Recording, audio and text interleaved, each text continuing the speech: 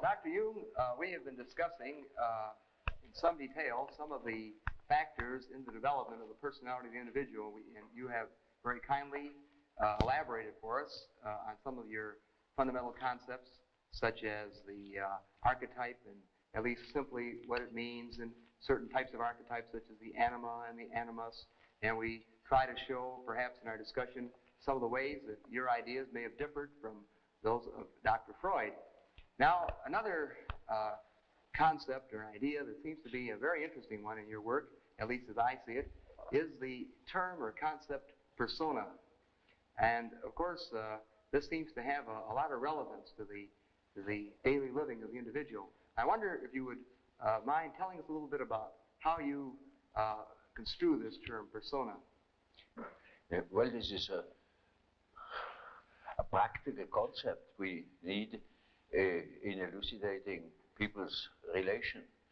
I noticed with my patients, particularly with people that are in public life, that they have a certain way of presenting themselves.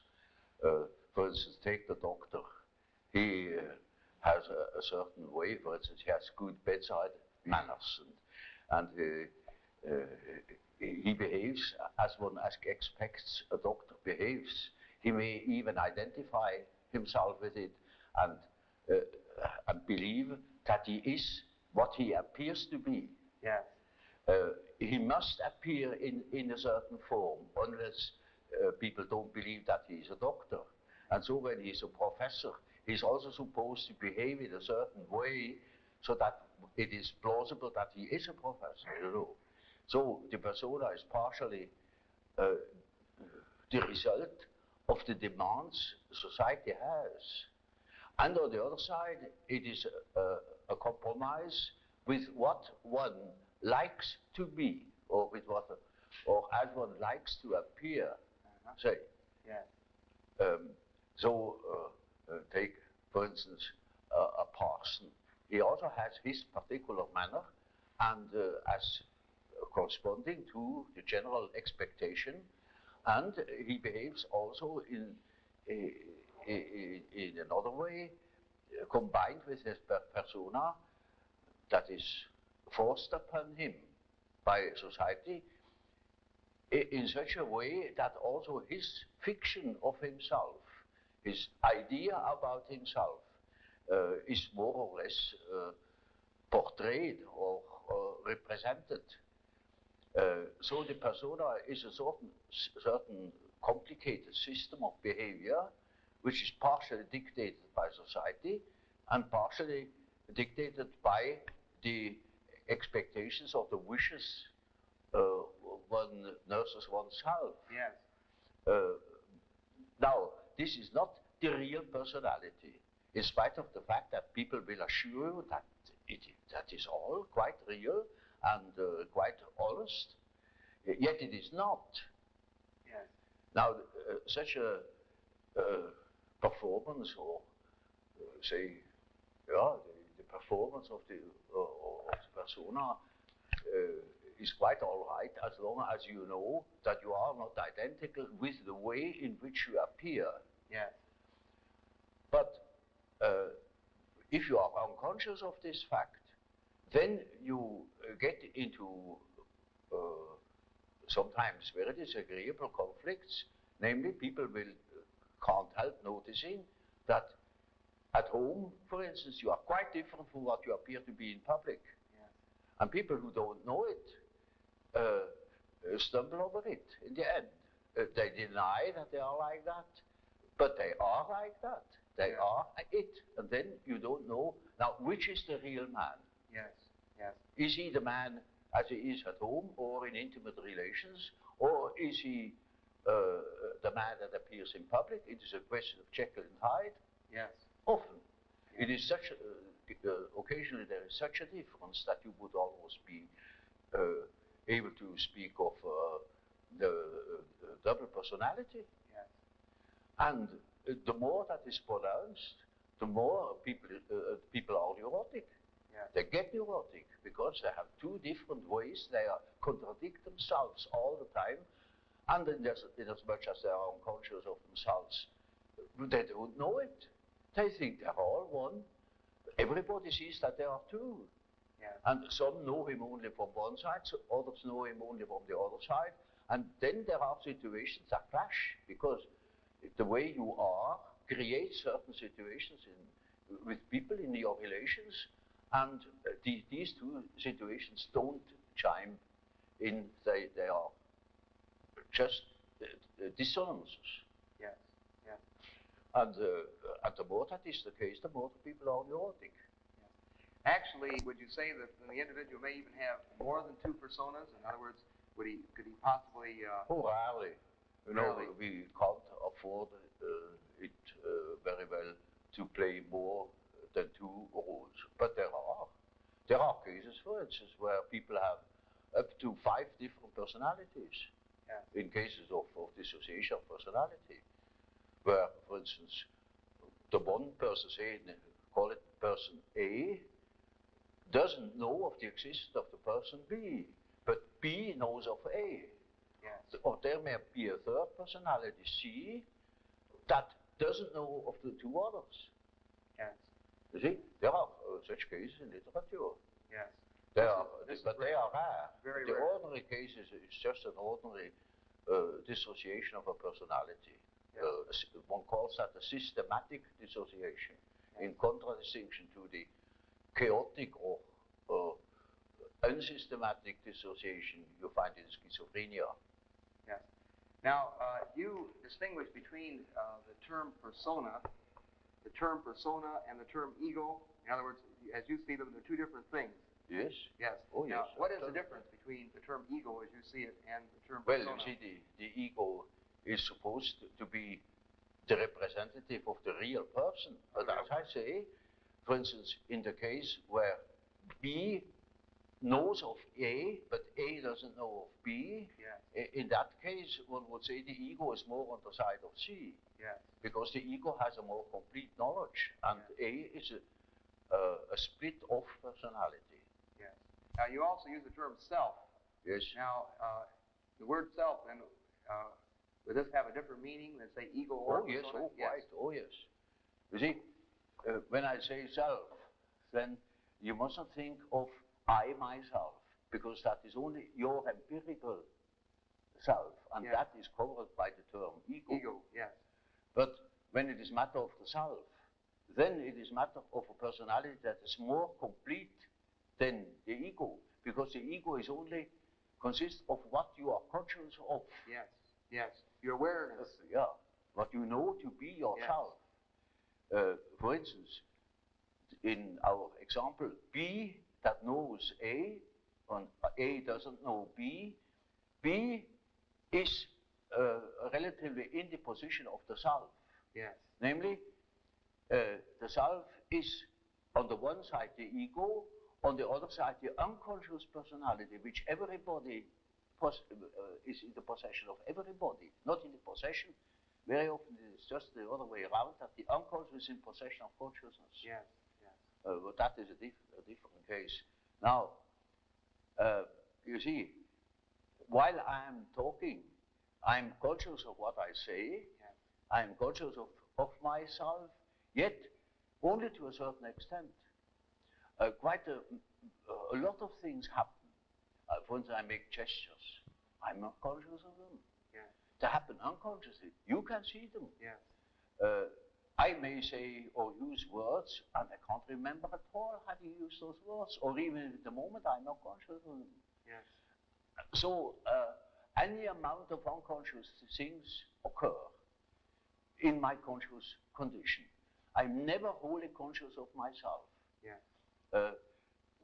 While I'm trying, for instance, to elaborate an argument, at the same time, there are unconscious processes that continue, perhaps a dream, which I had the last night. Yes. Or a part of myself thinks of God knows what.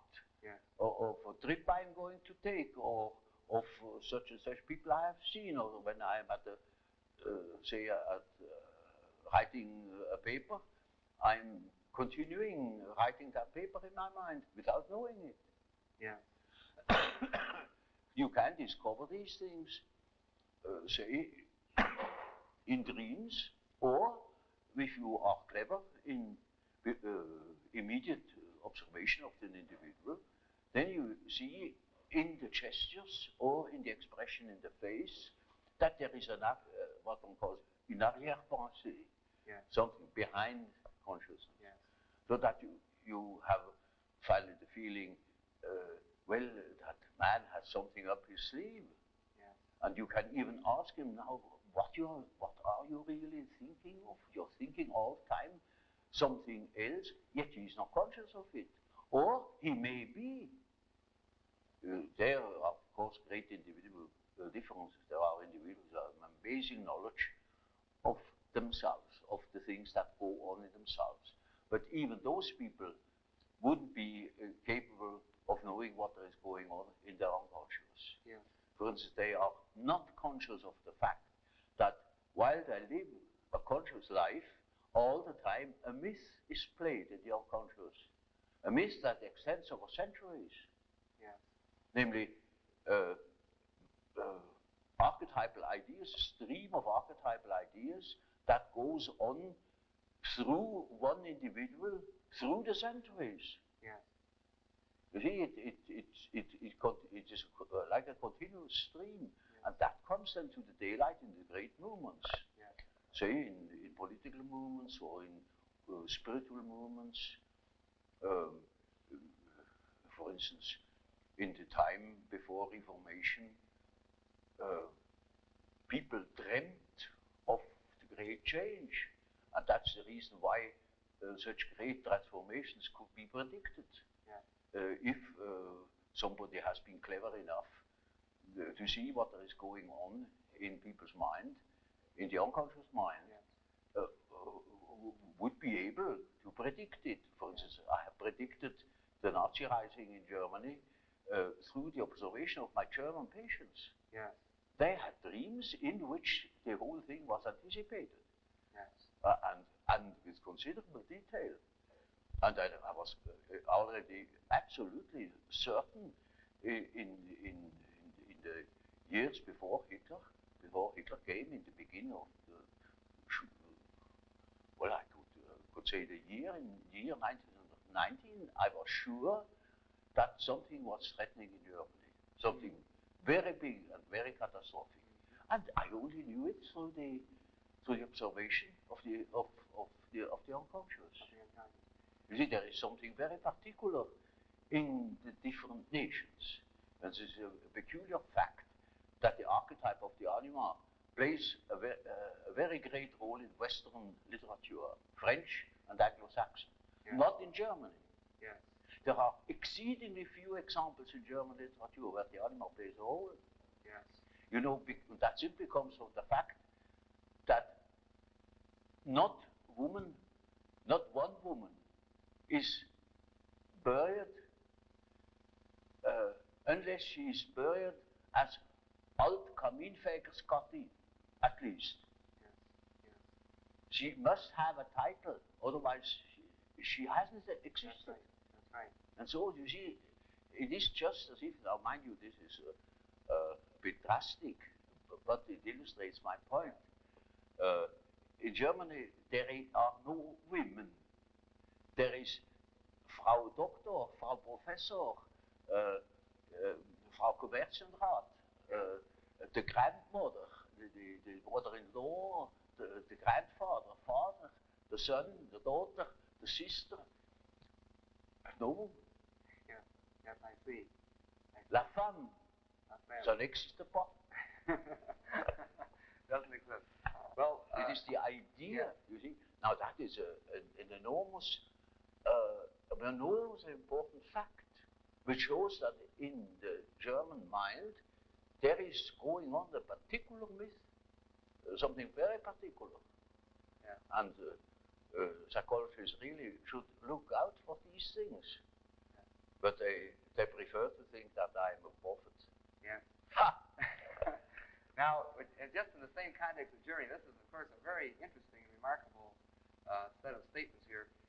How would you look at Hitler in this light? Would you see him as a personification, a symbol of the Father? Oh, well, no. No. Not at all.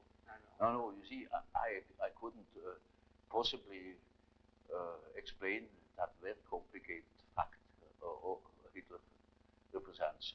It is too complicated, you know. He is a hero figure. Yeah. And the hero figure is far more important than any fathers that have ever existed. I see. Much broader than No, he than was the immediate not a father father. at all. Not at all. He was a hero. Yeah. In the German myth. Yeah. And mind you, a religious hero. He was a savior. Yes. Yes. He was meant to be a savior. That is why they put his photo upon the altars. Yes. Even.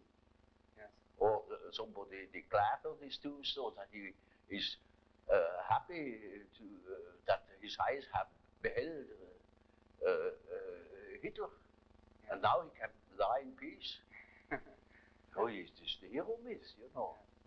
Now, getting back to the idea of the self, and the self incorporates these unconscious factors. The self incorporates these The unconscious self factors. is merely a term that designates the whole personality, because the whole personality of man is indescribable. Yes. His consciousness can be described. His unconscious cannot be described, because the unconscious, as I must repeat myself, is always unconscious. Yes. And it is really unconscious, but really does not know it. Does not know about it. And so we don't know our unconscious personality. We have hints, we have certain ideas, but we don't know it really. Nobody can say where man ends. That is the beauty of it, you know. Yeah. It's very interesting. Yeah. The unconscious of man can reach God knows where. There we are going to make discoveries. Now, another set of ideas, which of course are very, very well known to the world, that of course you have originated, center around the terms introversion and extraversion. Yeah. And I know that you're aware of the fact that these terms have now become so widely known that the man on the street is using these terms constantly, describing his wife or his friends and so on and so forth. It's become probably the most used psychological concept by the layman that we have. Oh, like the word complex. I have invented it too. Yes, so that's right. Association experiments. Yes, that's right. Well, you see, this is simply practical, because there are certain people who definitely are more influenced by their surroundings than by their own intentions. While there are other people who are more influenced by the subjective factor. Now you see, the subjective factor, that's very characteristic, was understood by Freud as a sort of pathological autoerotism. Yes, yes. Now this is a mistake. You know, the psyche has two important conditions. The one is the environmental influence, yes. and the other is the given fact of the psyche as it is born. The psyche is by no means tabula rasa. We are a definite mixture and combination of genes. Yes. And they are there from the very first moment of our life. And they give a definite character, even to the little child. And that is a subjective factor, looked at from the outside. Now, if you look at it from the inside, yes, then it is just so as if you would observe the world. yes. When you observe the world, you see people, you see houses, you see the sky, you see tangible objects. But when you observe yourself within, you see moving images. Yes. A world of images. Yes. Generally known as fantasies. Fantasy. Yet these fantasies are facts. You see, it is a fact that a man has such and such a fantasy. And it is such a tangible fact, for instance, that when a man has a certain fantasy, another man may lose his life. Yes. Or a bridge is built. Yes. These houses were all fantasies. Yes. Everything you do here, all of the houses, everything was fantasy to begin with. And fantasy has a proper reality. That is not to be forgotten. Fantasy is not nothing. It is, of course, not a tangible object, but it is a fact nevertheless. It is, say, a form of energy. Yes. Despite the fact we can't measure it. Yes. It is a manifestation of something. Yes. And that is a reality that is just a reality as, for instance, the peace treaty of Versailles or something like that. It is no more, you can't show it. Yes. But it has been a fact. Yes. Yes. And so the psychical events are facts, are realities. And when you observe the stream of images within, you observe an aspect of the world. Yes. Of the world within. Because the psyche, you know, if you understand it as a phenomenon that takes place in so-called living bodies, then it is a quality of matter. As our body consists of matter, we discovered that this matter has another aspect, namely a psychic aspect. Yes. Yes. And so it is simply the world from within, seen from within. Yes. It is just as if we were seeing into another aspect of matter. Yes.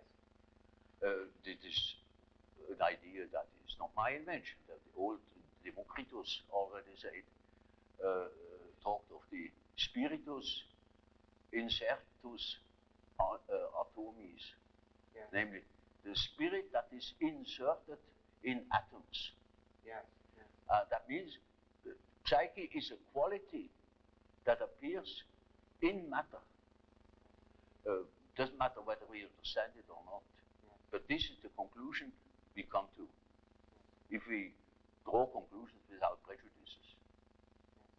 And so, you see, the man who is going by the external world, by the influences of the external world, say society or perceptions, sense perceptions, thinks that he is more valid, you know, because this is valid, this is real.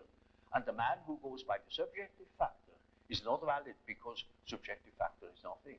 Yeah. No, that man is just as well based because he is bases himself upon the world from within. Yeah.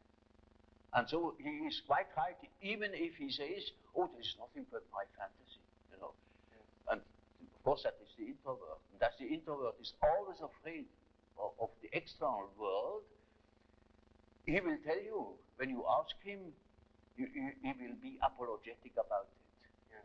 He will say, of course, yes, I know my fantasies. And he has always resentment. And as the world in general, particularly America, is extroverted like hell, the introvert has no place. Yeah. Yeah. Because he doesn't know that he beholds the world from within. Yeah. And that gives him dignity, and that gives him certainty, because it is nowadays particularly the world hangs on a thin thread. Yeah. And that is the psyche of man. Assume that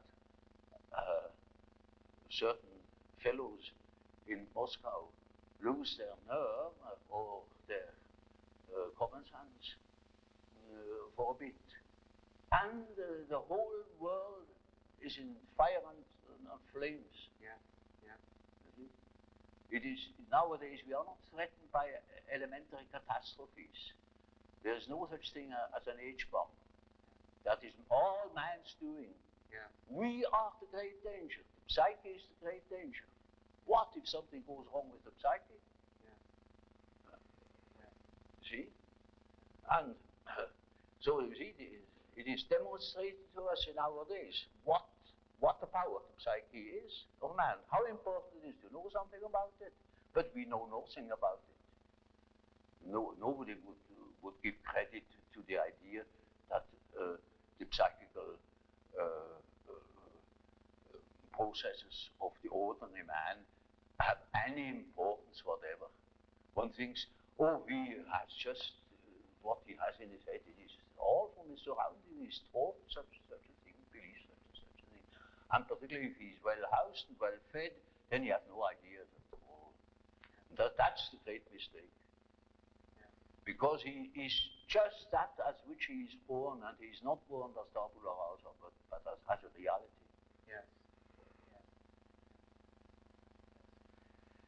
Now, of course, one of the very common, I think, misconceptions of your work among some of the writers in America has been that they have sort of characterized your discussions of introversion and extroversion as suggesting that the world was made up of only two kinds of people, introverts on one hand and extroverts on the other.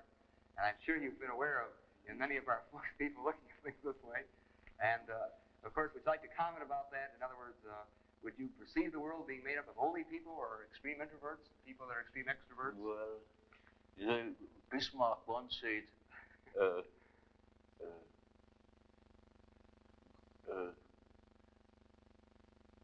God may protect me against my friends. With my enemies, I can deal myself alone. You know how people are. They catch a word, and then everything is schematized along that word. There is no such thing as a pure extrovert or a pure introvert. Yes. Such a man would be in the lunatic asylum. Those are only terms to designate a certain penchant, a certain tendency. For instance, the tendency to be more influenced by environmental influences or more influenced by the subjective factor. That's all. Yes. And you see, there are people who are very well balanced and are just as much influenced from within as they are from without, yes. or just as little. Yes. And so with all the finer classifications, you know, yes. they are only sort of point de repère, points for orientation. Certainly then, this whole matter of extremes, introversion and extroversion, as you say, it's sort of a schematic approach to sort of hang an idea on, an approach. Yeah. But it would be, as you say, ridiculous to say you that see, my whole scheme of typology is merely a sort of orientation. Namely, there is such a factor as introversion, there is such a factor as extraversion. The classification of individuals means nothing at all. This is only the instrumentarium, yes. for the practical psychologists, to explain, for instance, a husband to a wife, or vice versa. For instance, it is very often the case, one could almost say, it is almost a rule, but I don't want to make too many rules, in order not to be schematic, yeah. That an introvert marries an extrovert for compensation, or another type marries the counter type to complement himself, for instance. Well, Dr. Jung, of course, tied in with your typology and quotation marks of introversion and extroversion, we, of course, know of your concepts of thinking, feeling, sensation, and intuition. And, of course, it would be very interesting to hear some expansion of the meaning of these particular terms as related to the introvert-extrovert dichotomy. Well, there is quite a simple explanation of these terms, and it shows at the same time how I arrived at such a typology. Namely, sensation tells you that there is something. Thinking, roughly speaking, tells you what it is. Feeling tells you whether it is agreeable or not, to be accepted or not, accepted or rejected. Yes. And intuition now there is a difficulty. Yes. You don't know ordinarily how intuition works. So when a man has a hunch, you can't tell exactly how he got at that hunch or where that hunch comes from. It is something funny about intuition. I will tell you a little story. I had two patients. The man was a sensation type, and the woman was an intuitive type. Of course, they felt attraction. And so they took a little boat and went out to the Lake of Zurich. And there were those birds that dive after fish, you know. Yeah. And then after a certain time they come up again, and you can't tell where they come up. And so they began to bid. Who first was the first to see the bird? Now, you would think that the one who observes reality very carefully, the sensation type, would of course win out. Yeah. Not at all. The woman won the bet completely. Yeah. She was beating him on all points. Yeah. Because by intuition she knew it before. I see. See? Now, how is that possible? Yeah. Well, sometimes, you know, you can really find out how it works by finding the intermediate links. It is a perception by intermediate links, and you only get the result of that whole chain of associations. Yeah. Sometimes you succeed in finding out, but more often you don't. So my definition is, intuition is a perception by ways or means of the unconscious. Yes. That is as near as I can get. Now this is a very important function, because when you live under primitive conditions, a lot of unpredictable things are likely to happen. And there you need your intuition, because you cannot possibly tell by your perceptions, by your sense perceptions, what there is going to happen. For instance, you are traveling in primeval forest. You only see for a few steps ahead. You go by the compass, perhaps, and you don't know what there is ahead. It is uncharted country. If you use your intuition, then you have hunches. And when you live under such primitive conditions, you instantly are aware of hunches. For instance, there are places that are favorable, there are places that are not favorable. You can't tell for your life what it is. Yeah. But you better follow these hunches. Yeah. Because anything can happen. And quite unforeseen things. For instance, at the end of a long day, you approach a river, and you don't know that there is a river.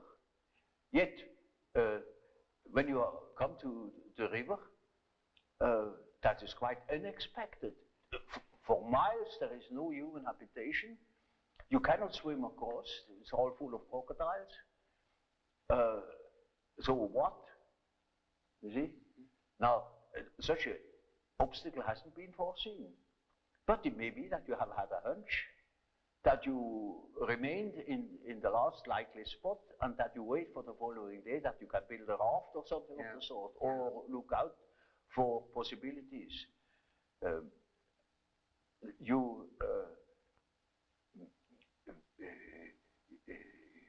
For instance, you also can have intuitions that constantly happens in our jungle called a city. Yeah. You can have a hunch something is going wrong, particularly when you are driving an automobile. Yeah.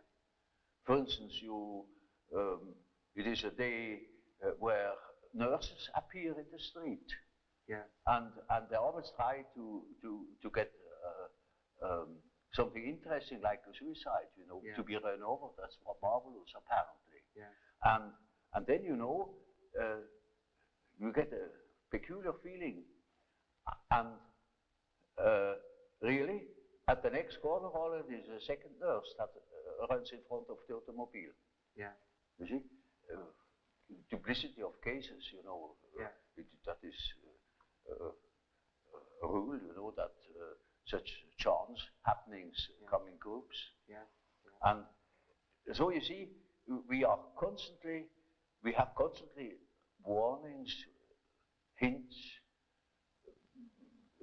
that consist perhaps in in a slight feeling of uneasiness, uncertainty, fear.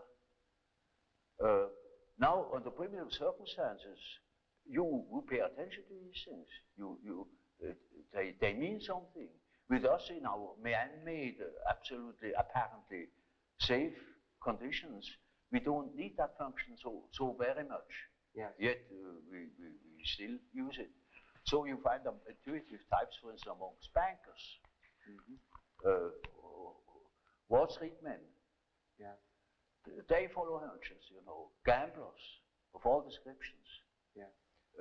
You find the type very frequently among doctors, because it helps them in their prognosis. Sometimes a case can look quite normal, as it were, and you don't foresee any complications. Yet, an inner voice tells you, now look out, here is something not quite all right, Yes. You cannot tell why and how, but we have a lot of subliminal perceptions, sense perceptions.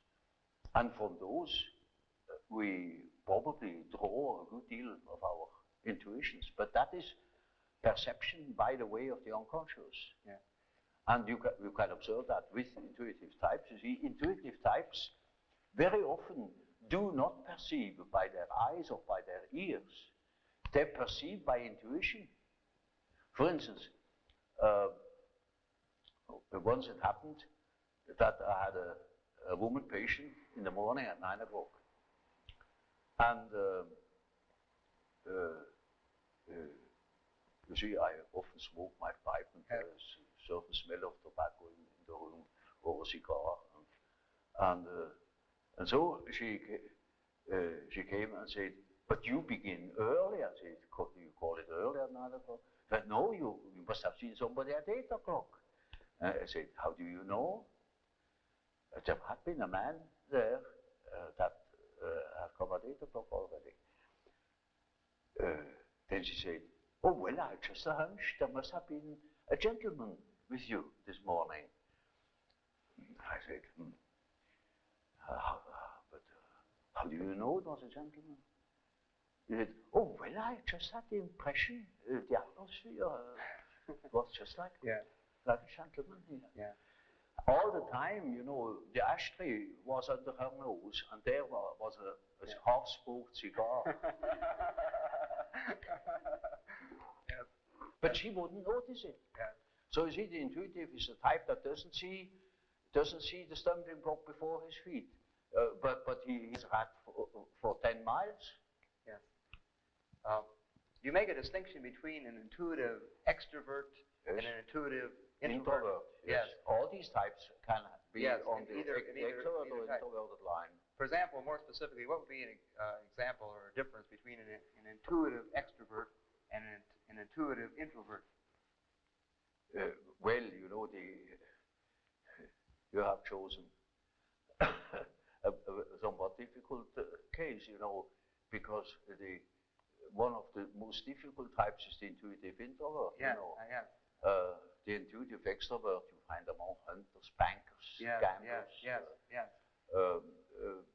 That is quite understandable. But the introvert the introverted variety is more difficult because he has intuitions as to the subjective factor, namely the inner world. Yes. And of course that is now very difficult to understand. Because what he sees are most uncommon things, and he doesn't like to talk of them. Yes. If he's not a fool, because he would spoil his own game by telling what he sees, because people won't understand it. Yes. For instance, once I had a patient, a young woman, about 27 or 8, and her first words were, when I had treated her, she said, doctor, I come to you because I have a snake in my abdomen. I said, what? Said, yes, a snake, a black snake, coiled up right in bottom of my abdomen.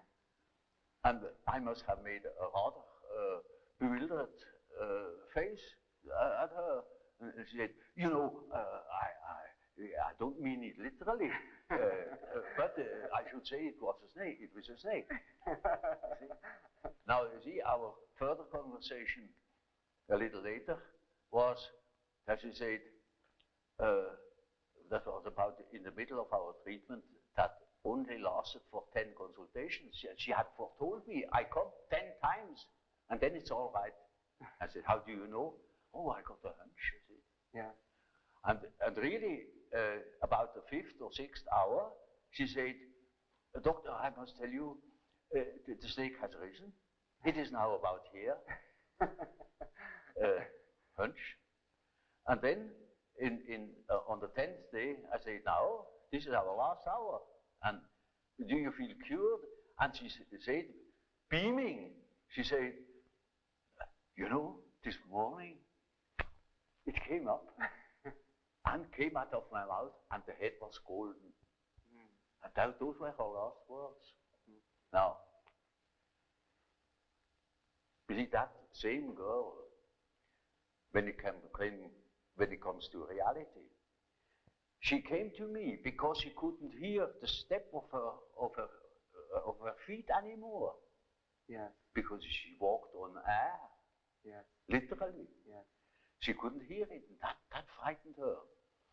And when she came to me, I asked her for her address. And then she said, oh, pension so-and-so. Well, it is not just called pension, but it is a sort of pension. And it is, I never had heard of it. Yeah. And now, I'm curious, I never have heard of that place. Well, it's a very nice place, he said. Curious enough, there are only young girls there, very nice and very lively young girls. And they have a merry time. I often wish they would invite me to their merry evenings. And I said, but they amuse themselves all alone. Oh no, there are plenty of young gentlemen coming in, and they have a beautiful time, but they never invite me. It turned out that it was a private brother. Yes. And she was a perfectly decent girl, you know, of a very good family.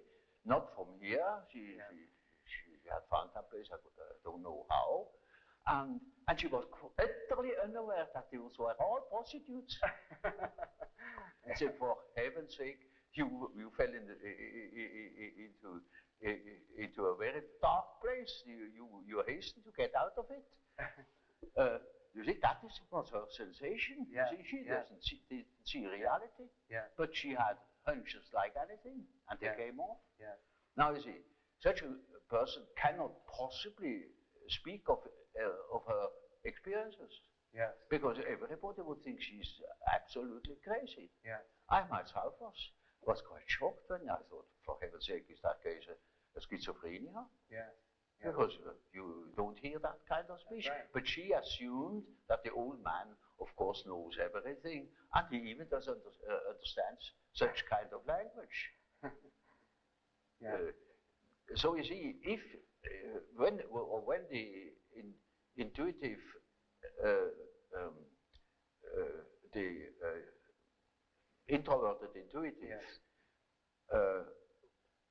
would speak what he really perceives, then practically nobody would understand it. He would be misunderstood.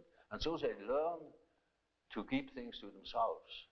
And you hardly ever hear them talking of these things. That is a great disadvantage. But it is an enormous advantage in another way. Not to speak of the experience they gather in that respect, but also in human relations. For instance, they come into the presence of somebody they don't know. And certainly they have inner images. And those inner images give them a more or less complete information about the psychology of the partner. Yeah. You know, that is, but the case can also happen that they come into the presence of somebody who they don't know at all, not from Adam. And they know an important piece out of the biography of that person. Yes. Yes. And are not aware of it. and tell the story. Yes. And then the fat is in the fire. Yeah, that's right. You see, so the introverted intuitive has in a way a very difficult life, although one of the most interesting lives. Yes. But it is difficult often to get into their confidence. Yes. You know. Yes, because you say they're afraid that people will think they're sick. The things that are interesting to them or are vital to them are utterly strange to the ordinary individual. Yes. And the psychologist should know of such things. Yes. You see. Yes. You see, when people make psychology as a psychologist what to do, well, the very first question is he extroverted or is he introverted? Yes. He will look at entirely different things. Yes. Is he a sensation type? Is he an intuitive type? Is he thinking? Is he feeling? Yes. That because you see these things are complicated. That they are still more complicated because the introverted thinker, for instance, is compensated by extroverted feeling. Yeah. Or by inferior extroverted, archaic extroverted feeling. Yeah. So an introverted thinker may be very crude in his feeling life. For instance, the introverted philosopher that is always carefully avoiding women will be married by his cook in the end.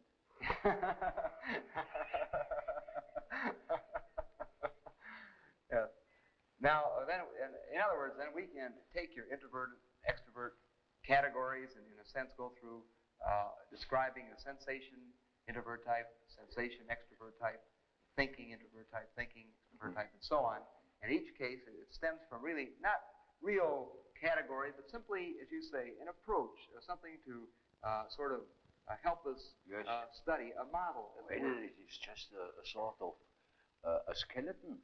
To which you have to add the flesh, or say it is a country mapped out, you know, by triangulation points, and that doesn't mean the country consists of triangulation points. Yeah. That is only in order to have an idea of the distances. Yeah. And so it is a means to an end. It only makes sense such a scheme when you deal with practical cases. Of course, you're familiar with the work of Dr. J.B. Ryan at Duke University. Yes. And of course, some of his work in extrasensory perception and clairvoyance, as he calls it, mental telepathy, you know, so on and so forth. Some of the descriptions in his work sound quite a bit at times like intuitive function operating. And in terms of your knowledge of this work, would you say that a person who has clairvoyance, in a sense, would then be an intuitive type? A person who, in his experiment, is more likely to... That's quite probable. Or it can be a sensation type, say an extroverted sensation type that is very much influenced by the unconscious. I see. Because he has introverted intuition in his unconscious. I see. You see, there are two groups. You see, the rational group and the irrational group. The rational group is thinking and feeling, because the ideal thinking is a rational result. That's right. Feeling also a rational result, rational values. Yes. That is differentiated feeling. Whereas sensation must needs be irrational because it may not prejudice facts. Yeah. You see? Yeah. It shall not prejudice facts. The real ideal perception is that you have an accurate perception of the things as they are, without addition or corrections. Yeah. On the other side, the intuition does not look at the things as they are. That is prison, that is anathema to the intuition. Yes. It looks, ever so shortly at the things as they are, and makes off, into an unconscious process, at the end of which we have seen something nobody else would have seen. Yeah. You see. Now, so you see these people who yield the best results are always those people where introverted or introverted intuition comes in. Yeah. But you see, that is a side aspect of it. It's not interesting.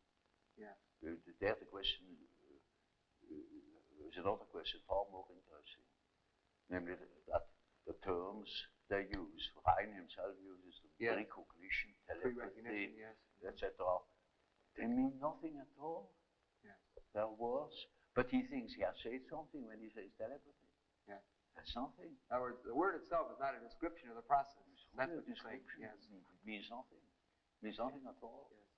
Now, of course, a lot of the things that you're describing, I think often scientists will say, well, this is due to chance occurrences, chance factors. And Ryan, in his own work, used statistical methods. We find this happening more often than would be expected by chance. Well, you see, he proves that it is more than chance. Yes. It is statistically graspable. Yes. And that is the important point. Yes. And that hasn't been contradicted. Yes. You see, there was such a poor sap who, that happened in England. That man said, "Oh, Ryan, oh, that's nothing but guesswork." Exactly. Yeah. That is it. It is guessing. Yeah. What you call guessing, a hunch is guessing. Yeah. A bit of definite guess. A definite guess, you know, is a hunch, you know. Yeah. Just that. Yeah. But that means nothing. Yeah. You see, the point is that it is more than merely probable. Yeah. It is not. It is beyond chance. Yeah. And that is the great problem. But you know, people hate such problems. They can't deal with. Yes, they're not concrete. They're not in front of them. They can't deal with it. Yeah. Even Ryan doesn't understand my argument in that respect, because it is a relativation. Now I'm going to say something which in these sacred rooms is anathema. a relativation of time and space through the psyche. That's the fact. And that is what Ryan has made evident. Yeah. Now swallow that. Well, that's difficult. Yeah. Well, may I go a little further and for some of your recent work, which is indeed very profound, and it is not too well known to many of our students as yet. Of course not. And of course, nobody reads these things. Only the general public. And because my books are at least sold. I'm referring now to the concept of synchronicity, which you have discussed, and which would have some relevance at this point in our discussion. Would you care to comment a little bit on this concept? That is awfully complicated. One wouldn't know where to begin. Of course, it is this kind of thinking has been started long ago, and when Ryan brought out these results, I thought now we have at least a more or less dependable basis to argue on, you know. But the argument was not understood at all, because it's really very, very difficult. You know, there are plenty of facts in the observation of the unconscious where you come across cases of a very peculiar kind of parallel events, namely that, say, I have a certain thought or a certain definite subject is occupying my attention, yes, my interest. At the same time, something else, quite independently, happens that portrays just that thought. Yes. Now, this is utter nonsense, you know, looked at from a causal point of view. That it is not nonsense is made evident by the results of Rein's experiments. There is a probability, it is something more than chance, that such a case occurs. Now I never made statistical experiments to except one in the way of Rein. I have made one for another purpose. But I have come across quite a number of cases where it was most astounding to find that two causal chains happened at the same time, but independent upon each other, so that you could say they have nothing to do with each other. Yeah. Of course, it's quite clear. For instance, just so I speak of a red car, and at that moment a red car comes here, you see. Yes. Now, I hadn't seen it. It was impossible because it was behind the building. In this moment, the red car appears. Now, this is, one says, oh, that's mere chance. Rein's experiment proves that these cases are not mere chances. Of course,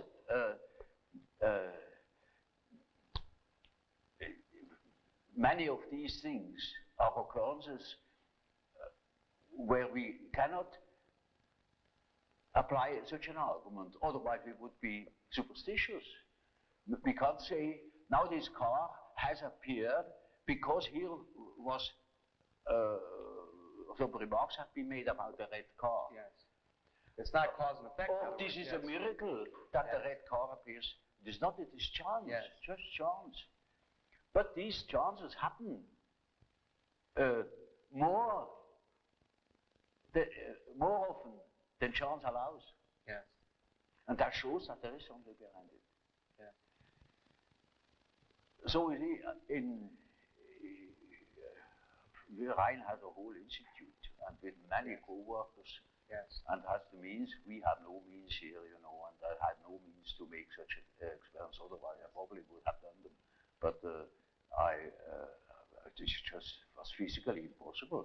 So I had to content myself with the observation of facts. I began an examination of the human attitudes, namely how our consciousness functions. I couldn't help seeing, for instance, the difference between Freud and Adler. Typical difference. The one assumes that the things evolve along the line of the sex instinct. The other assumes that things evolve along the line of power drive. And there I was in between the two. I could see the justification of Freud's view. I could also see the same for Adler. And I knew that there are plenty of other ways in which things could be envisaged. And so I considered my scientific duty to examine first the condition of the human consciousness that is the originator of ways of envisaging. It is the factor that produces attitudes, conscious attitudes towards certain phenomena. So when you know, for instance, that there are people who see the difference between red and green, you can take it for a fact that everybody sees that difference. Not at all. There are cases of Darwinism and so on, you know. The one sees this, the other sees that, and I tried to find out what the principal differences were. And that is the book about the types. And so first is introverted and extroverted attitude, then the functional aspects, namely which of the four functions is predominant. Now mind you, these four functions were not a scheme I had invented and applied to psychology.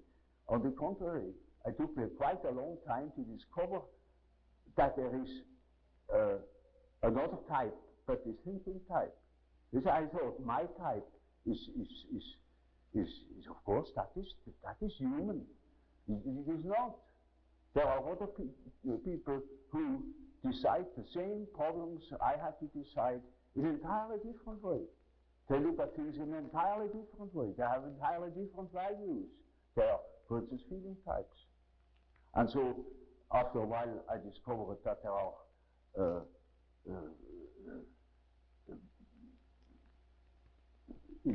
intuitive types. They gave me much trouble. It took me over a year to become somewhat clear about the existence of intuitive types. And the last and the most unexpected was the sensation type. And only later on I saw that those are naturally the four aspects of conscious orientation. You can increase the number of principles, but I found the most simple way is the way I told you. Yes. As the division by 4 is a simple and natural division of a circle. I didn't know the symbolism of this particular classification. Only when I studied the archetypes, I became aware that this is a very important archetype that has played an enormous role. I also found in the study of the types that it gives us a certain lead as to the personal nature of the unconscious, the personal quality of the unconscious in a given case. But to take an extrovert, well, his unconscious has then an introverted quality, because all the extroverted qualities are played in consciousness, and the introvert is left with the unconscious, therefore it has introverted qualities, and so on with the functions the same. Yes. That gave me a lead of the diagnostic value. It helped me to understand my patients. Well, Professor Jung, we have been discussing many of the very fundamental ideas in your theories, such as anima and animus, and of course being representative of the whole idea of archetypes, as you explained it so interestingly. And we talked a little bit about this whole conception of the ego and the self and the persona as they are involved in all of this. And as we speak, of course, it begins to point to the direction of the sort of question that is so important as we try to understand the individual. And this centers around the problem of motivation, why the person does what he does. Now, to a great degree, you've already talked about this when you talked about archetypes and this whole matter. Now, in the work of Dr. Freud, he spoke of libido as an energy, and earlier we spoke of libido and the fact that you felt that it was more than just sexual energy. You thought it to be something much broader. Now, you have certain principles about psychic energy which are indeed very provocative. Now, one of the principles is, I believe you refer to as the principle of entropy. Entropy. Well, you know, only I allude to it. Yes, yes. The main point is, you know, the standpoint of energetics as applied to psychic phenomena. There you have no possibility to measure exactly. So it always remains a sort of an analogy. As Freud, for instance, uses the term libido in the sense of a sexual energy. Yes. And now that is not quite correct. You see, if it is sexual, then it is a power, like electricity, or any other form of manifestation of energy. Yes. Now, energy is a concept. Yes. Energy is a concept by which you try to express the analogies of all power manifestations, namely that they have a certain quantity, a certain intensity, and that there is a flow in one direction, namely to the ultimate suspension of the opposites. For instance, low, high height, a lake on a mountain flows down until all the water is down, you know, and then it is finished. Yes. And so it is something similar is the case in psychology, that you see it from the fact that we get tired from intellectual work, or from consciously living, and then we must sleep in order to restore our powers. And it's just, I said in the night, as if the water was pumped from the lower level to a higher level, you know, so that we can work again the next day. Yes. Of course, that simile is linking too. Yes. So it is only in an analogous way that we use the term energy. Yes. And I used it because I wanted to express the fact that the power manifestation of sexuality is not the only power manifestation, because you have another drive, say the drive to conquer, or to drive to aggression, or something of the sort. Yes. Or there are many forms, you see. For instance, take animals, the way they are building their nest, the urge of the traveling bird, you know, that migrates. Now, all they are driven by a sort of energy manifestation. I see. And you see, the meaning of the word sexuality would be entirely gone if everything is that. So Freud himself saw that this is not applicable everywhere, and later on he corrected himself by assuming that there are also ego drives. Ego drive, yes. You see, now that is something else. Yes. That's another manifestation. Now, in order not to presume or to prejudice things, I speak simply of energy. An energy. It is a quantity of energy that can manifest via sexuality or via any other instinct. Any other type of drive, yes. Yes. And that is the main feature, not the existence of one single power. I see. Because that is not warrantable. Yes.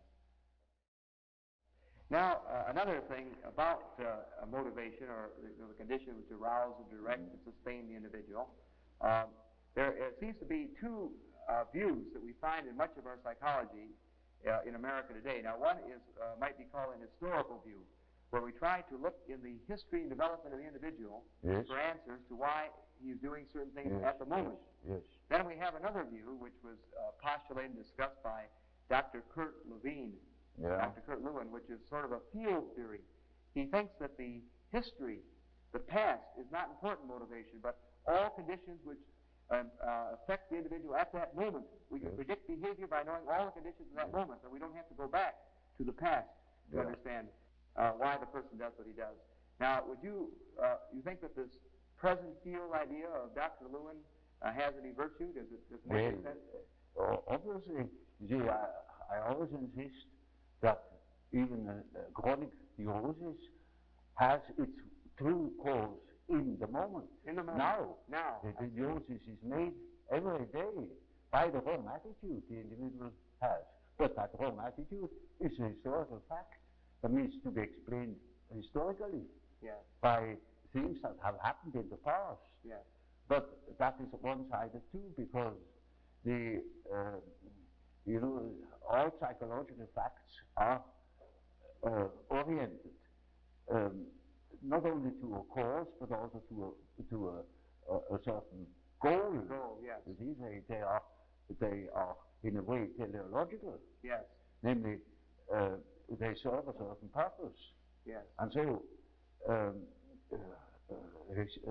wrong attitude can have originated in a certain way long ago, Yes.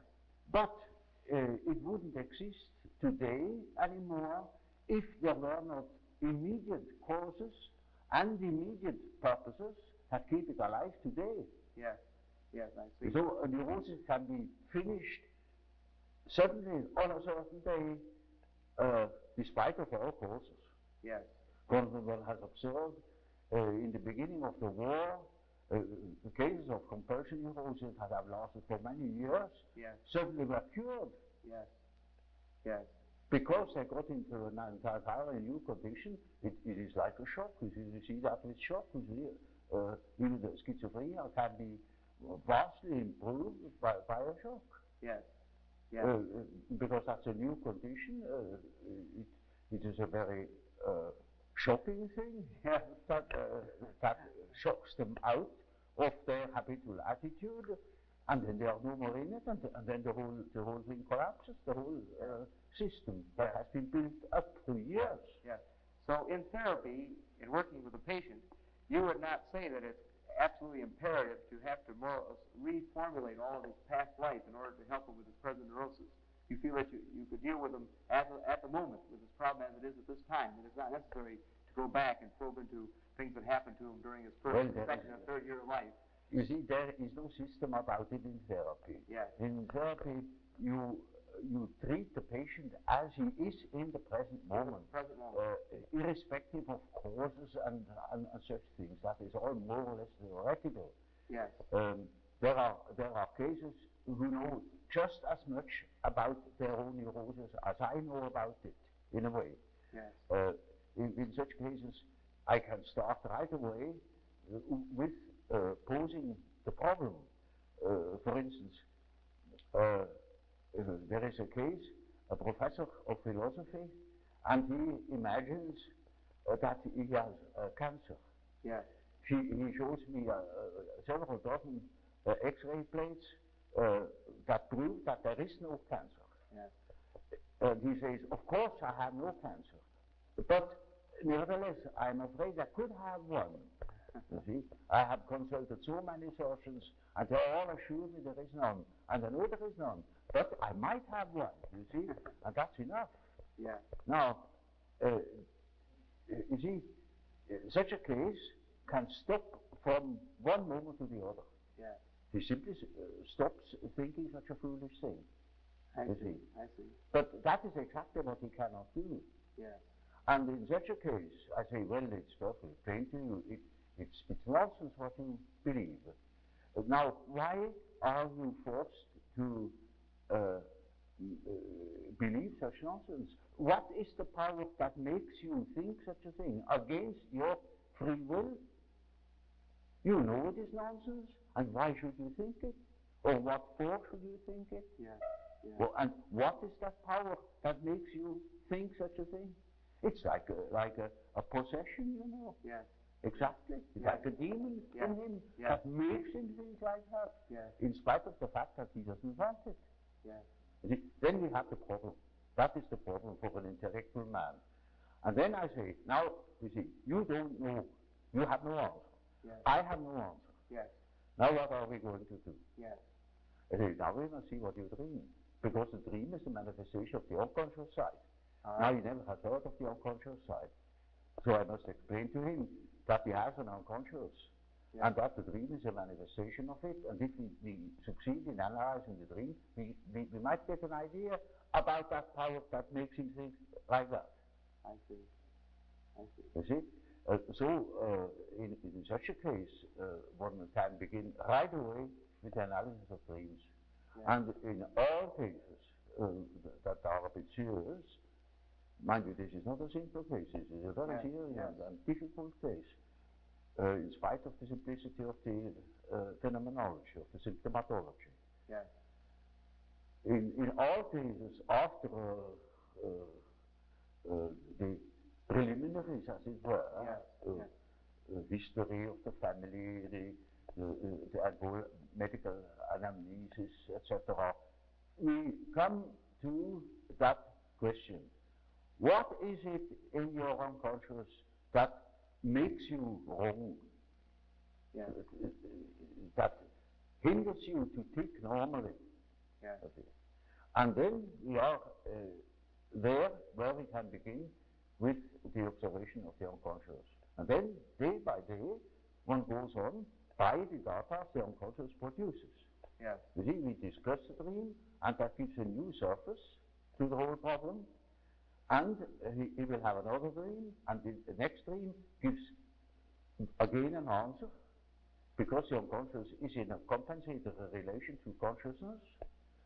And after a while, you get the full picture. Yes. And if he has a full picture and has the necessary moral stamina, well, then he can be cured. I see, I see. But in the end, it is a moral question whether a man applies what he had learned or not. Yes. So you see then, in a sense, in this situation, the unconscious plays a very important part. The unconscious, which is found in the dream. But as you see it then, what you have found in the dream is not necessarily then a image or symbol of what has happened in the past in his particular life. Not at all. It is just the symbol of the symbol is not, you see, that is a special term. It is the manifestation of the situation of the unconscious, looked at from the unconscious. I see. You see, I tell you, for instance, something which is my personal or subjective view. Yes. And if I ask myself, now, are you really quite convinced of it? Well, I must admit I have certain doubts. Yes. There are certain doubts.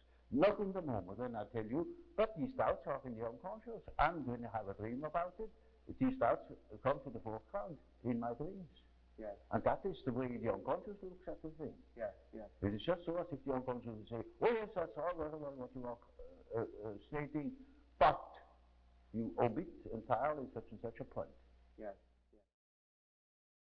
Now, if the unconscious acts on its present situation, now looking at this thing in motivational, broad motivational terms, now this effect of the unconscious is not something which is the result of repression in the way the orthodox psychoanalyst looks at it at all, then, as you No, say. it may be, you know, that what the unconscious has to say is so disagreeable that one prefers not to listen. Yes.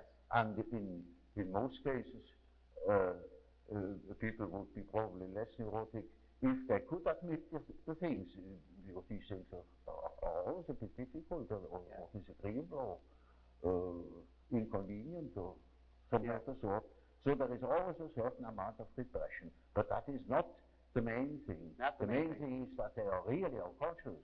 Yes. And you see, if you are unconscious about certain things that ought to be conscious, then you are dissociated. I see. And then you are a man whose left hand never knows what the right is doing. Yes. And counteracts or interferes with the right hand. Yes. Now such a man is hampered all over the place. Yes, yes. Now, looking at the unconscious in this way, of course this is as you say, it's unconscious, how can we know about it? Yeah. But trying to, just for that moment, as an illustration, with a particular individual, we might say, who has been brought up in a culture such as the culture of India, a particular individual in India, if we could examine his unconscious, would it be, in many respects, say, similar to the unconscious of a particular individual who was, say, lived in Switzerland all his life? In other words, you spoke earlier about these universals. Yes. Would there be a great deal of equivalence between the unconscious of a particular individual who's been raised in one culture and another individual who was raised in an entirely different culture? Yes. Well, you see, that question is also complicated, because when we speak of the unconscious, we almost should say, which unconscious? Namely, is it that personal unconsciousness which is characteristic for a certain person, for a certain individual? Yes, so that you have the personal unconscious. This is one unconscious. That is a personal unconscious. And you call it the personal. And in treatment, for instance, in the treatment of neurosis, you have to do with that personal unconscious for quite a while. And then only dreams come that show that the collective unconscious is touched upon. Yes. Now, as long as there is material for personal nature. Yes. You have to deal with the personal unconscious. Yes. But when you get to say to a question, to a problem, which is no more merely personal, but also collective, you get collective dreams. Yes. Now, the distinction then between the personal unconscious and the collective unconscious then is that the personal is could be more involved with the immediate life of the individual, Yes. and the collective would be universal, would Yes. be the same More. elements of all men. It will be collective. Collective in the sense. For instance, you know, every society has collective problems, Yes. collective convictions, and so on. Yes. Now, we are very much influenced by them. Yes. For instance, you belong to a certain political party or Yes. to a certain confession. Yes. And that can be a serious determinant of your behavior. Yes. Now, as long as your personal conflict doesn't touch upon it, it's no question, it doesn't appear. But the moment Yes. you transcend your personal sphere and come to your unpersonal determinants, say to the question, a political question, Yes. or any other social question, which really matters to you, Yes. then you are confronted with a collective problem, and then you have collective dreams. Yes. I wonder if it would be too presumptuous of me to ask if you could, for the moment, think of an actual case of perhaps a patient or a friend in which you might show us rather specifically how the personal and the collective unconscious were acting in, say, his neurosis or perhaps in a problem that he may have Well, had at the you moment. see, there is an enormous amount of personal dreams, for instance, and I couldn't possibly tell you just a moment, simply for embarras de richesse. Yes. There are millions of such personal dreams that simply deal, for instance, with the fact how your relation is to your father or to your mother or to your wife or and so on, with all sorts of individual variations. Yes. Now, but suppose a patient comes to that level, or that his conflict begins to become really very serious, so that his mind might suffer. Yes. Then he can have a collective dream, Yes. in which clearly mythological motives appear. I see. There are plenty of examples in literature. All right. The book, you know, an introduction to the psychology of the unconscious. Yeah. There are such dreams. Yes. And that can be. I remember, for instance, a case. Was a very learned man and very rational. Yes. And he had, of course, a lot of personal problems, and but they got so bad that he got into very disagreeable relations to his whole surroundings. Yes. He was, for instance, a member of a society, and he got into a brawl with the people of that society, you know. Yes. And it was very quite shocking. Yes. Now, he started with collective dreams. Yes. Suddenly he dreamt of things he had never thought of in his life before. Yes. Mythological motives, and he thought he was crazy. Yes. Because he couldn't understand it at all. It was just as if the whole world was transformed. Now that is what you see in cases of schizophrenia. Yes. In fact, this was not a case of schizophrenia. As examples, you can take any of these collective dreams I published. Yes. There are plenty. For the moment, I cannot remember suitable example. You know, to make it clear, I should tell a long story. All right. And then you see where it applies, otherwise it makes no sense, and then something short. Well, I told you that case of that intuitive girl. Yes, yes. Who suddenly came out with the statement that she has a black snake in Yes, the belly. yes, yes. Well, now, that is a collective symbol. Yes. That yes. is not an individual fantasy. That is a collective fantasy. A collective, yes. That is well known in India. Yes. For instance, she has nothing to do with India, but we have it too. It was generally human.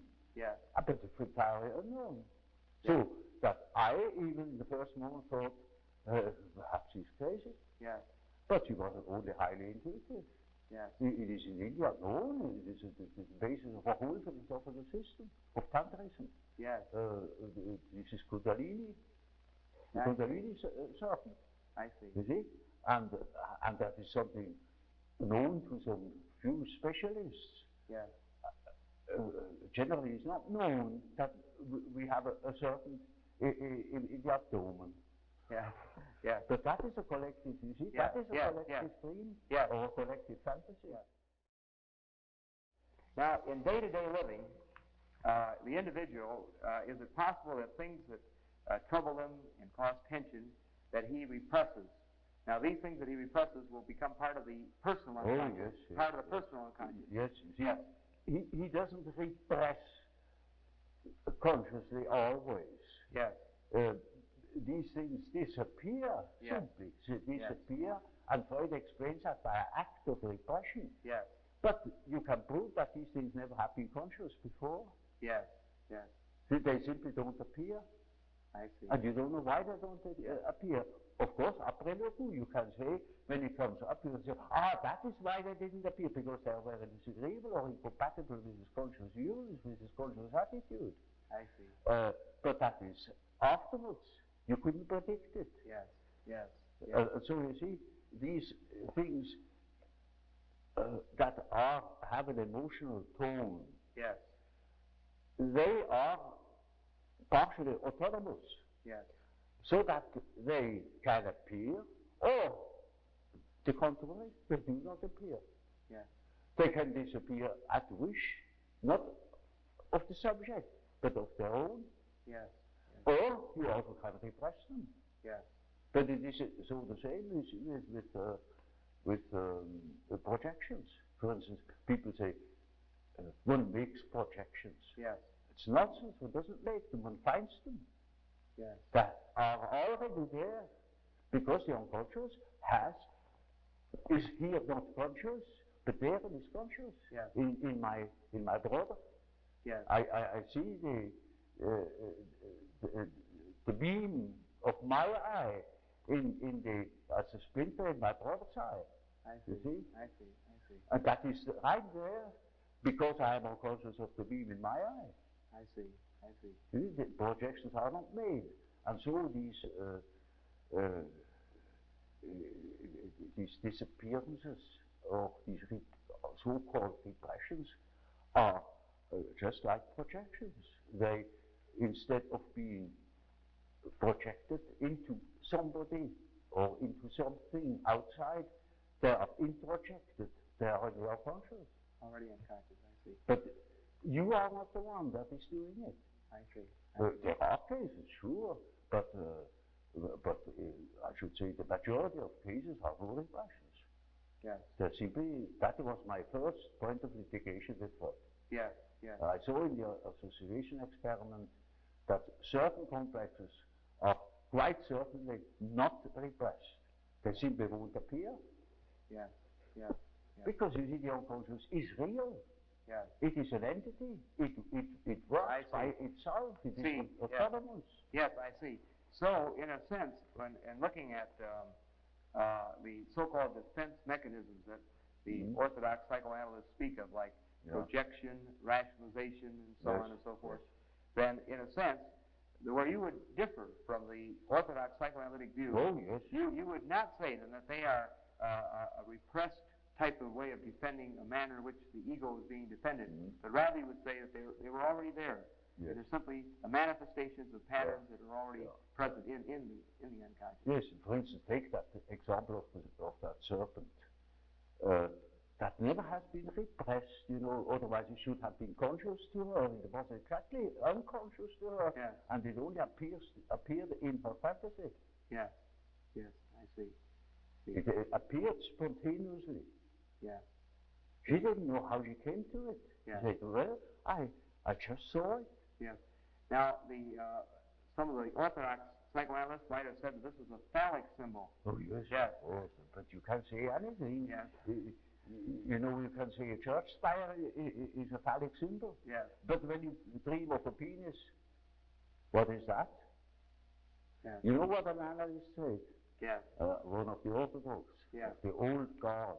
Yes. He said, in this case, the sensor has not functioned.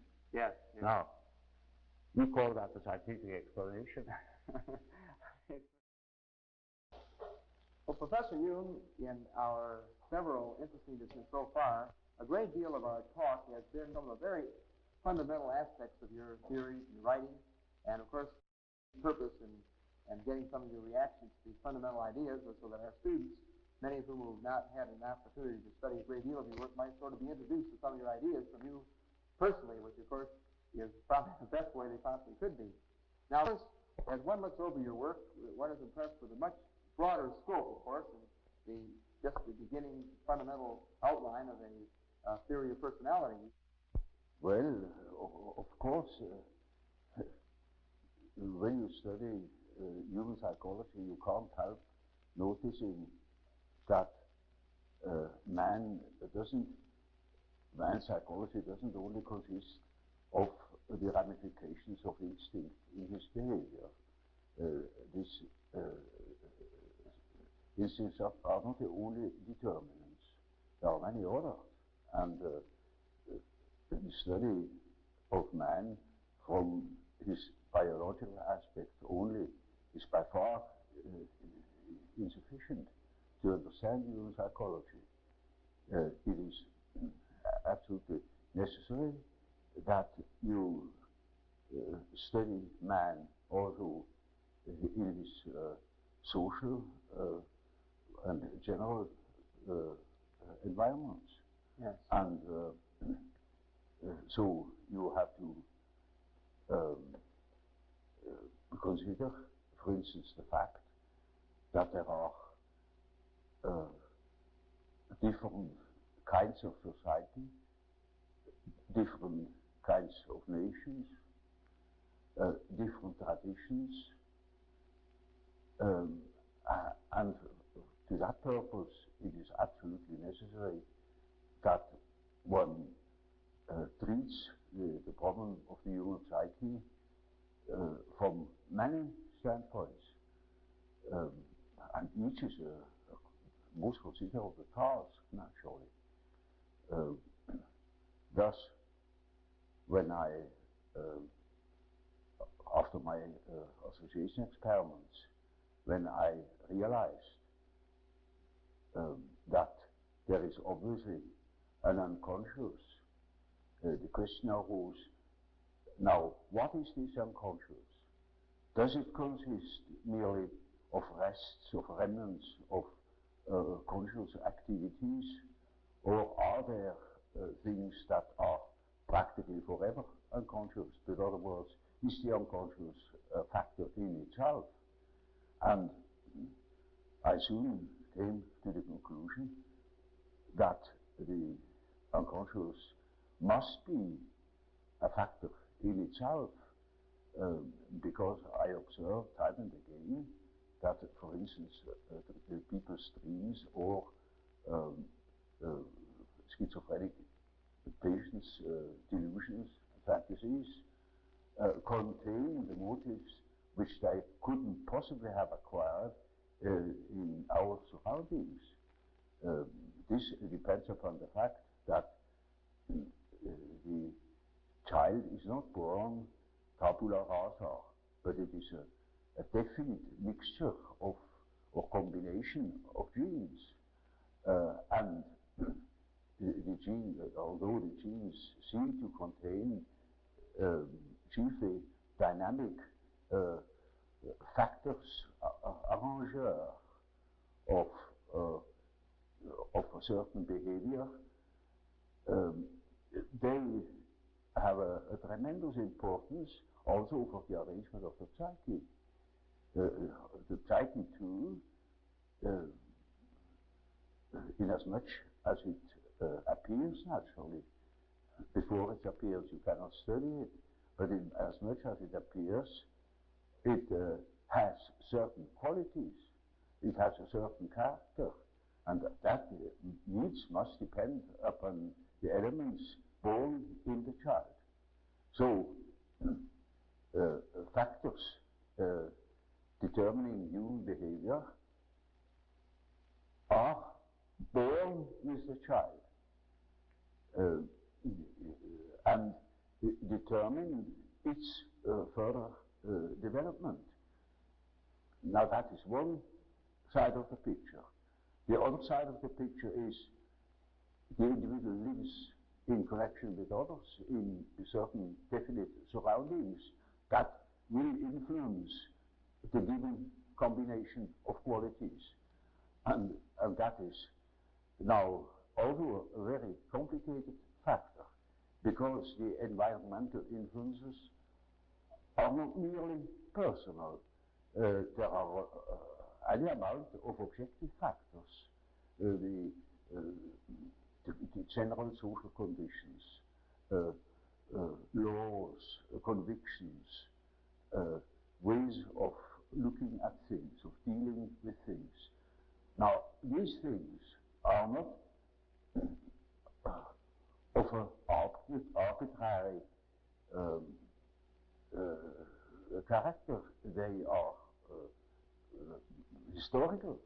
There are historical reasons why things are as they are. And as there are historical reasons for the qualities of the psyche that is born, there is such a thing as the history of man's evolution in the past eons. And that shows that a real understanding of the psyche must consist in the elucidation of the history of the human race, history of the mind, for instance, as of the biological, exactly as the biological data. So when I wrote my first book concerning the psychology of the unconscious, I already had formed a certain idea of the nature of the unconscious. To me, it was then a living remnant of the original history of man, living in his surroundings. A very complicated picture. Of course, you brought up many very interesting and provocative ideas here, as you have, of course, in your many thousands of pages of writing and written work. And, of course, running through all your work, there are many of these ideas in the personal unconscious, the race unconscious, the self, the ego, the persona, the energy principles, such as we mentioned, entropy and equivalence and so on, in a sense, the first and second law of thermodynamics, I believe, as you suggest or allude to. And now, in trying to look at the whole person, of course, one is struck that you are trying hard to look at the whole person, that you don't want to look at these little parts of this person, but feel there's sort of a total future realization of the whole that may be very important. That you talk, for example, about a process of individuation, how this whole person emerges, if I'm not mistaken. Would you like to comment a little bit upon this process of individuation, this process, how all these factors move toward a whole, a totality? Well, you know, that's something quite simple. Take an acorn. Yes. Put it into the ground, it grows, and it becomes an oak. Yes. You see, that is man. Yes. Man develops from an egg. Yes.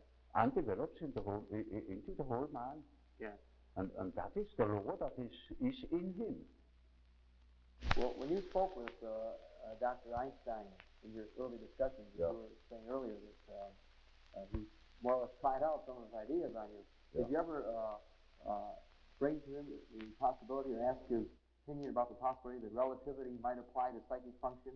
Did you ever discuss that particular point? Well, you see, you know how it is. When a man is so concentrated upon his own idea, and when he is a mathematician on top of everything, then you are not welcome. Well, when you spoke with Dr. Einstein in your early discussions, you were saying earlier that he more or less tried out some of his ideas on you.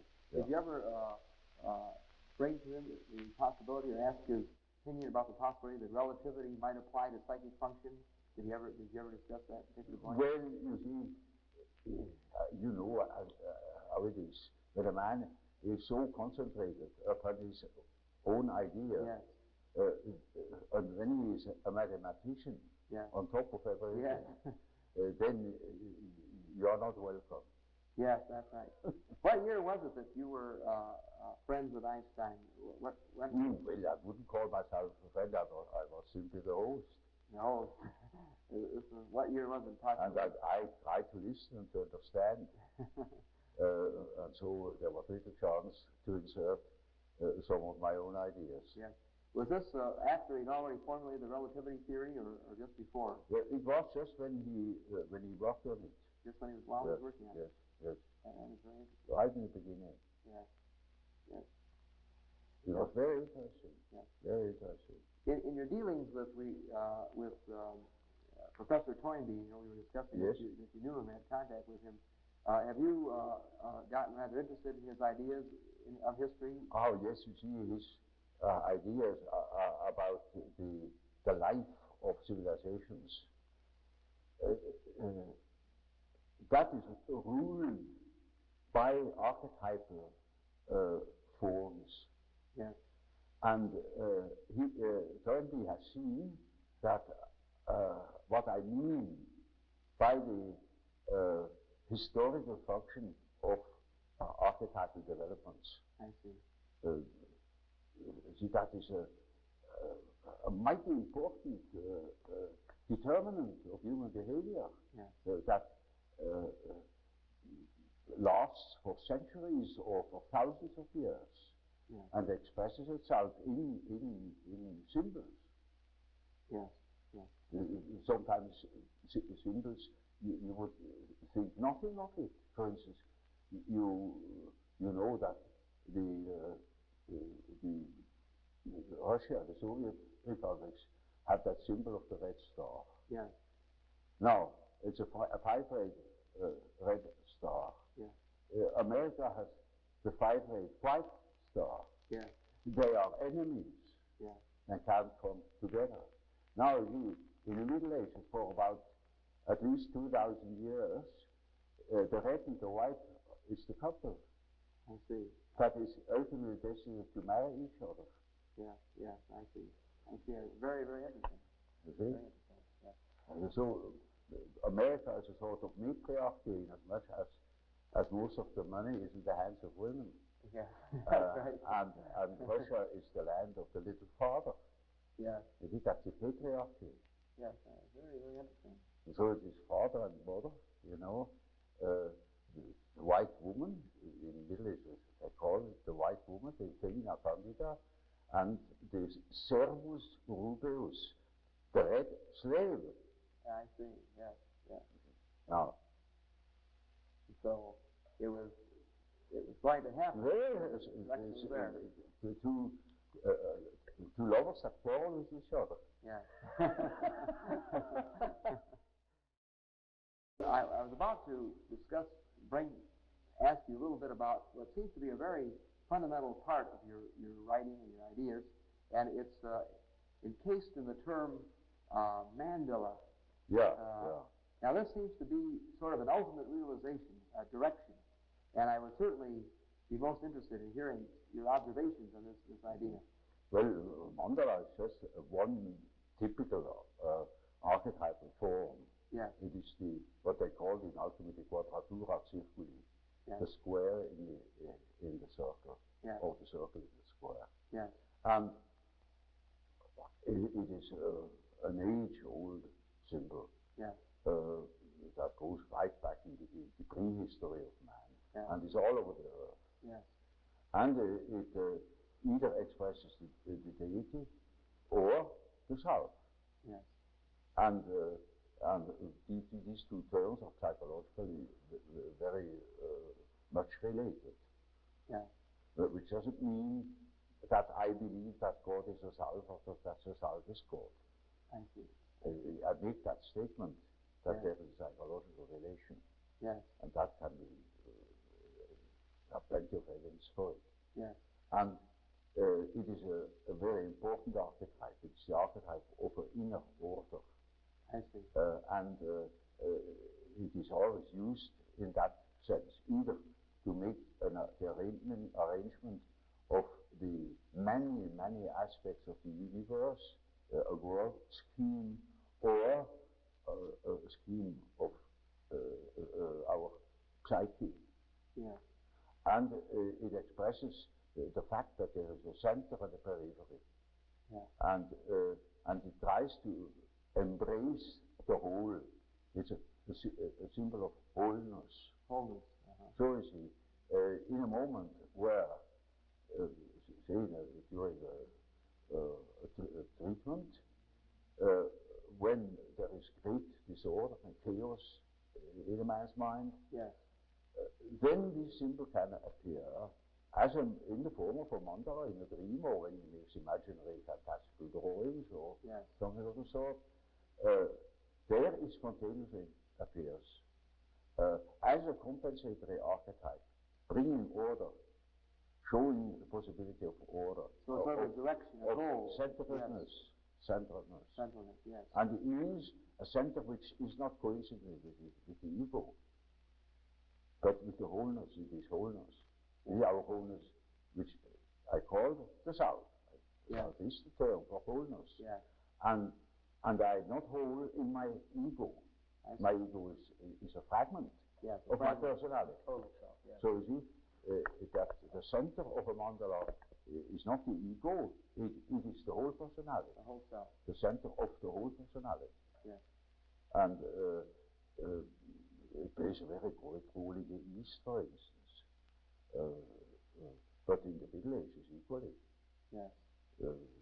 And then it has been lost, it has been thought of as a mere sort of allegorical,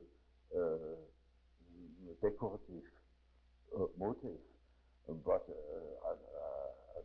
matter of fact, it is highly important and highly autonomous symbol that appears in dreams and so on, or in folklore. Yeah.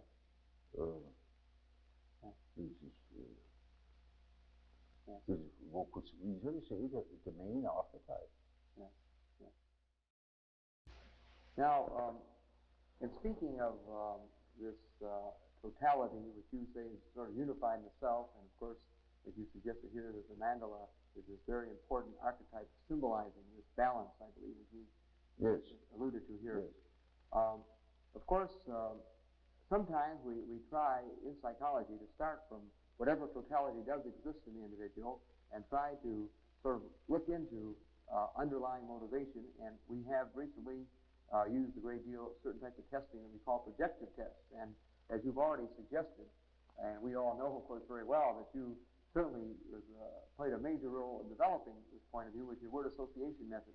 Mm-hmm.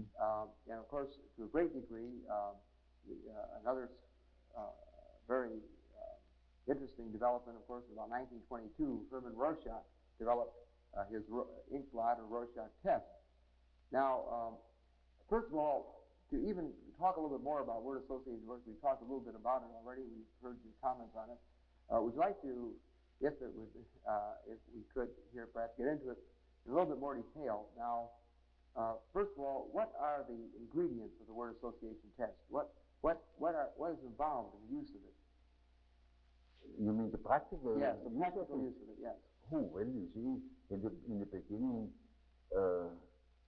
when I was a young man, of course, I was completely disoriented with patients. I didn't know where to begin or what to say. Yes, yes. And the association I found has given me a chance to offer access to their unconscious. Yes. I learned about the things that did not tell me. Yeah, yeah. And I got a deep insight into the things they did not know. Yeah, and they discovered many things. Now, would you say that from responses and, as you say, complexes or sort of emotional blocks? Yes, that was the main thing. Of course, this word complex, I know, is yes, a word that originated. It's used very widely now. The gefühlsbetonte complex, that is, was my term. Yes, yes.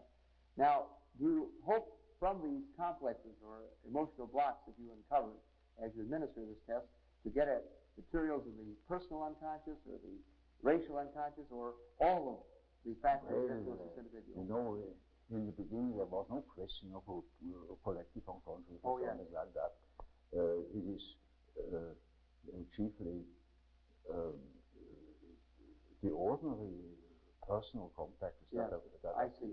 You weren't expecting to get into such depth. Among hundreds of complex associations, there might appear an archetypal element, but that wouldn't show particularly. Yes, yes. Now, that is not important. You know, it is like a Rorschach, a superficial orientation. Yes, yes. You knew Herman Rorschach, I believe, did you not? No, he has circumvented me as much as possible. Yes. But did you get to know him personally? No, you did not. I never saw him. Yes. No. In his intensive and extensive ideas, of course, he's talking a great deal about your introversion, extraversion ideas and his own interpretation.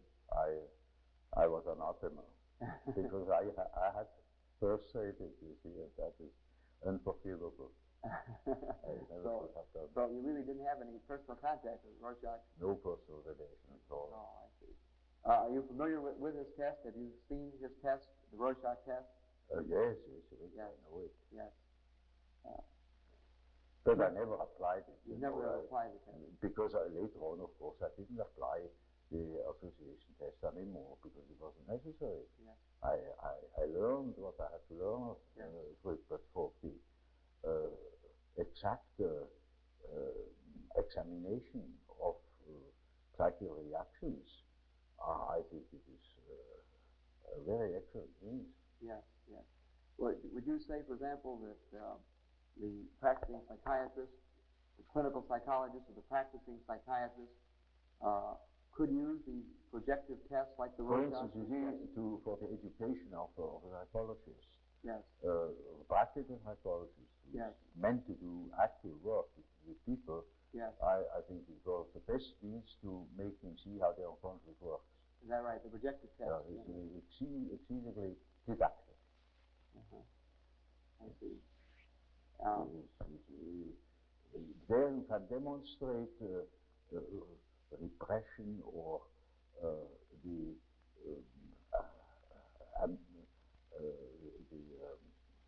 amnestic phenomena, the way in which people cover their emotions, and so on. Yes, yes. It is like an ordinary conversation, but seen and measured in its principles. Yeah. And that makes it so interesting. Yeah. You observe all the things you observe in the conversation. Yeah. For instance, you ask people something, you discuss certain things, and you observe little hesitations, mistakes in speech, certain gestures. All that comes to the forefront and measurable, you know, in the experiment. And so it is. I think I don't overrate the didactic value of it. I think very highly of it. Yes, and we still use it in the education of young aliens. Yes, use it, I think. Or you see, for instance, if I had a case that doesn't want to talk, I can make such an experiment that I find out a lot of things through the experiment. Yeah. Yeah. I have, for instance, discovered a murder. Is that right? Oh, yeah. Would you like to tell us a little bit more how this was done? You have that archetype where the Yes, yes. Well, that is the association test I have worked out with the psychosomatic phenomenon. I see. And we have done a lot of work also with the humor graph. Yes. To show the decrease of the volume of breathing under the influence of a complex. I see.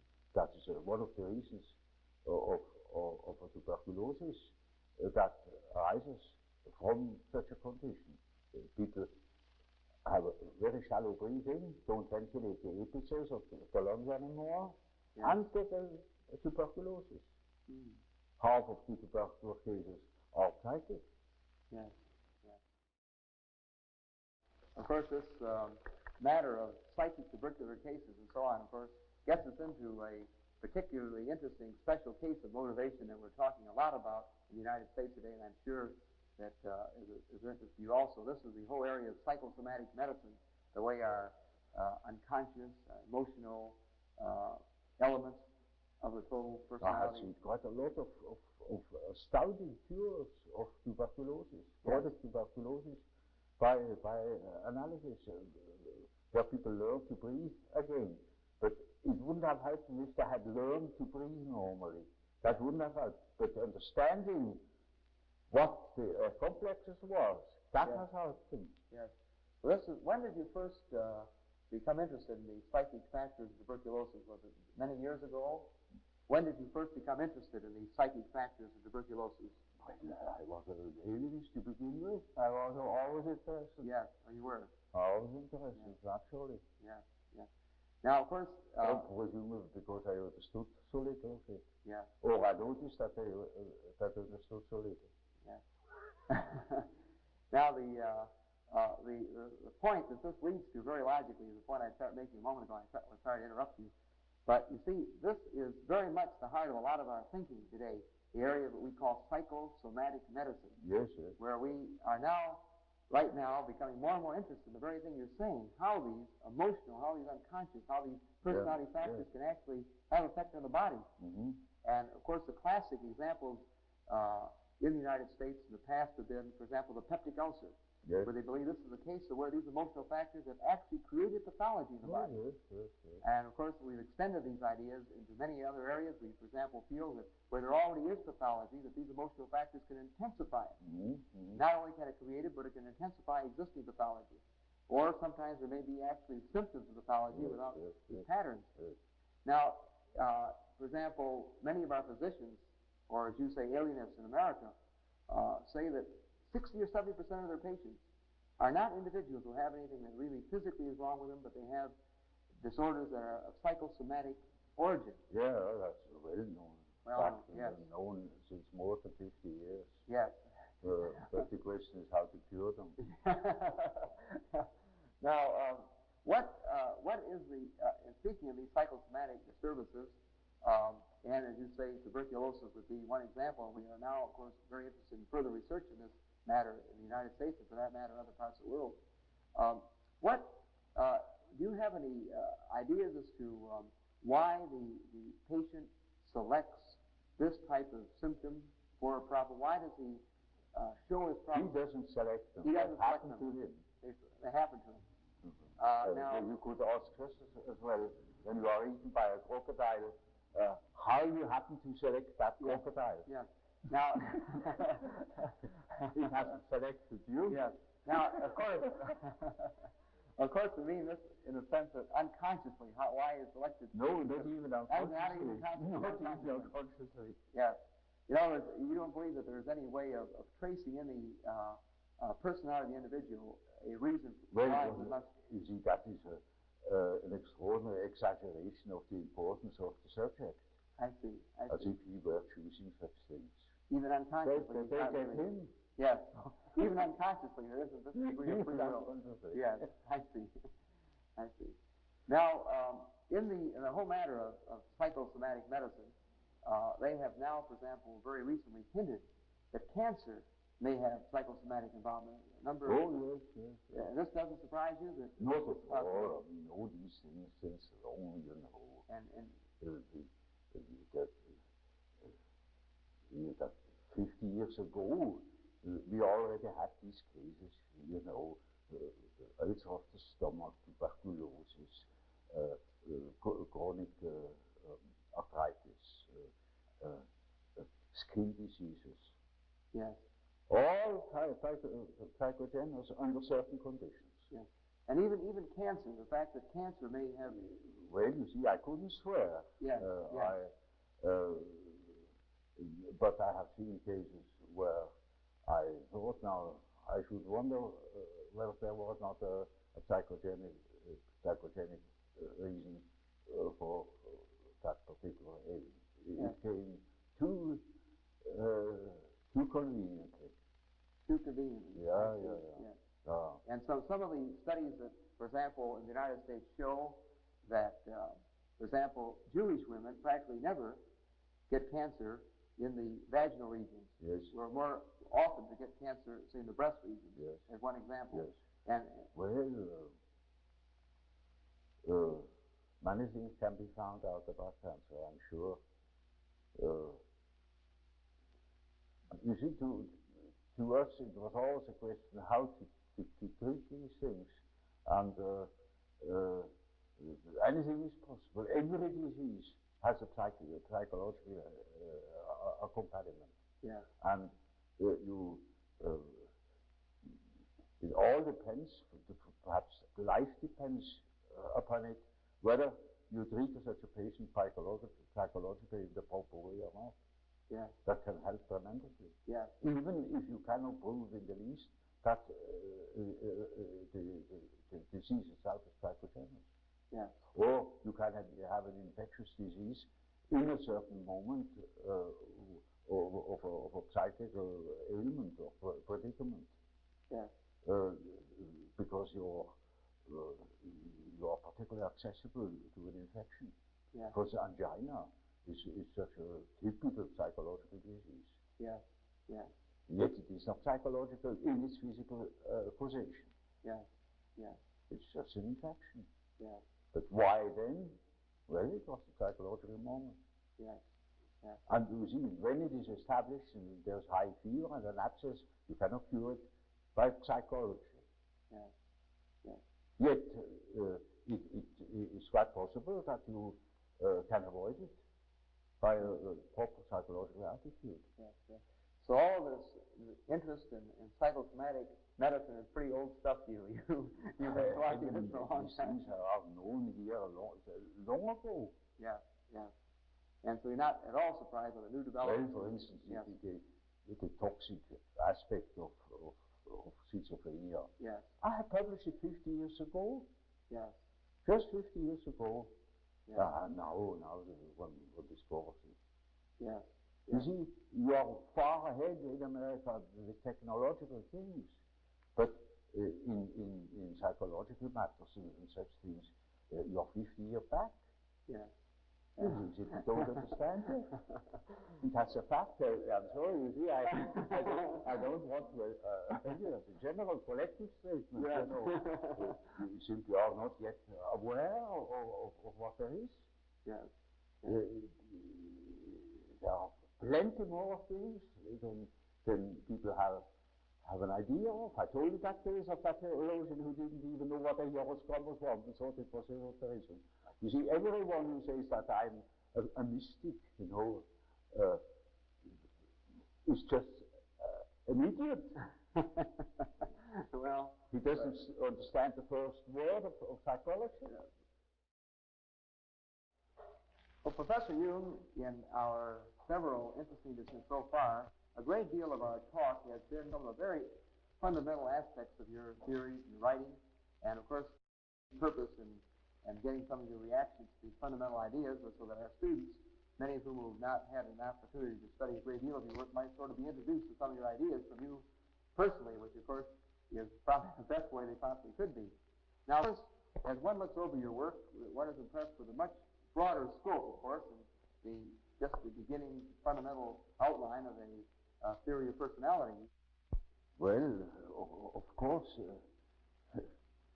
when you study human psychology, you can't help noticing that man's psychology doesn't only consist of the ramifications of instinct in his behavior. Instincts are not the only determinants. There are many others, and the study of man from his biological aspect only is by far insufficient to understand human psychology. It is absolutely necessary that you study man also in his social and general environments. Yes. And so you have to consider, for instance, the fact that there are different kinds of society, different kinds of nations, different traditions, and to that purpose it is absolutely necessary that one treats the problem of the human psyche from many standpoints, and each is a most considerable task, naturally.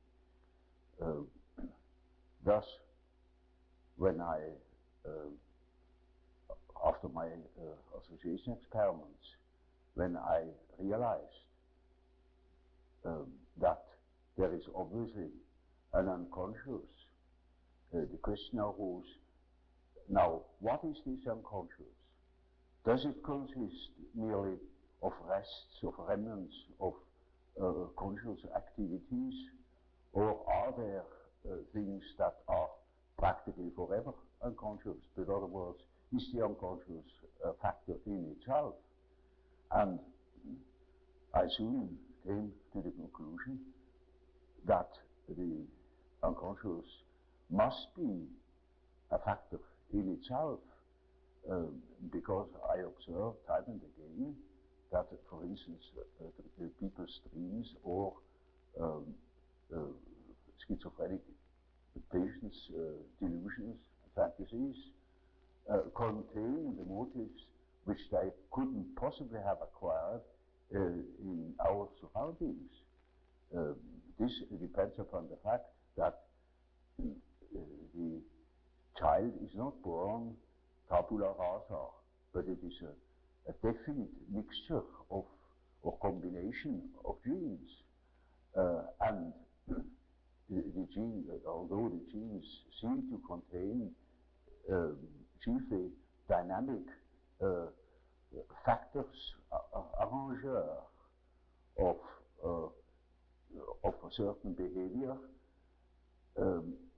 they have a tremendous importance also for the arrangement of the psyche. The psyche too, inasmuch as it appears naturally. Before it appears, you cannot study it, but as much as it appears, it has certain qualities, it has a certain character, and that needs must depend upon the elements born in the child. So, factors determining human behavior are born with the child and determine its further development. Now that is one side of the picture. The other side of the picture is the individual lives in connection with others in certain definite surroundings that will influence the given combination of qualities. And that is now also a very complicated factor, because the environmental influences are not merely personal. There are any amount of objective factors the general social conditions, laws, convictions, ways of looking at things, of dealing with things. Now, these things are not of an arbitrary character. They are historical. There are historical reasons why things are as they are. And as there are historical reasons for the qualities of the psyche that is formed, there is such a thing as the history of man's evolution in the past eons. And that shows that a real understanding of the psyche must consist in the elucidation of the history of the human race, history of the mind, for instance, as of the biological, exactly as the biological data. So when I wrote my first book concerning the psychology of the unconscious, I already had formed a certain idea of the nature of the unconscious. To me, it was then a living remnant of the original history of man, living in his surroundings. A very complicated picture. And my material then, my empirical material, was formed chiefly by lunatics, by cases of schizophrenia. And there I had observed that there are, chiefly in the beginning of a disease, invasions of fantasies into conscious life, fantasies of an entirely unexpected sort, most bewildering to the patient. He gets quite confused by these ideas, and he gets into a sort of panic because he never before has thought such things, that they are quite strange to him and equally strange to his physician. You see, the alien is equally dumbfounded by the peculiar character of those fantasies. And therefore one says that man is crazy. Crazy to think such things. Nobody thinks such things. And the patient agrees in a way with him. If he would at least agree, or he doesn't even agree. And all the more he gets into a panic. So, as an alienist, I thought it to be really the task for psychiatry to elucidate that thing that broke into consciousness, these voices, these delusions. And in those days, that is, mind you, more than 40 years ago, or almost 50 years ago, I had no hope to be able to treat these cases or to be able to help them, but I had a very great scientific curiosity, and I wanted to know what these things really were, because I thought that these things had a system. They were not merely chaotic, decayed material, because there was too much sense in those fantasies. So what I did then was I studied cases of psychogenic diseases like hysteria, hysteric somnambulism and such things, where the content that came from the unconscious were in a readable condition, in an understandable condition. And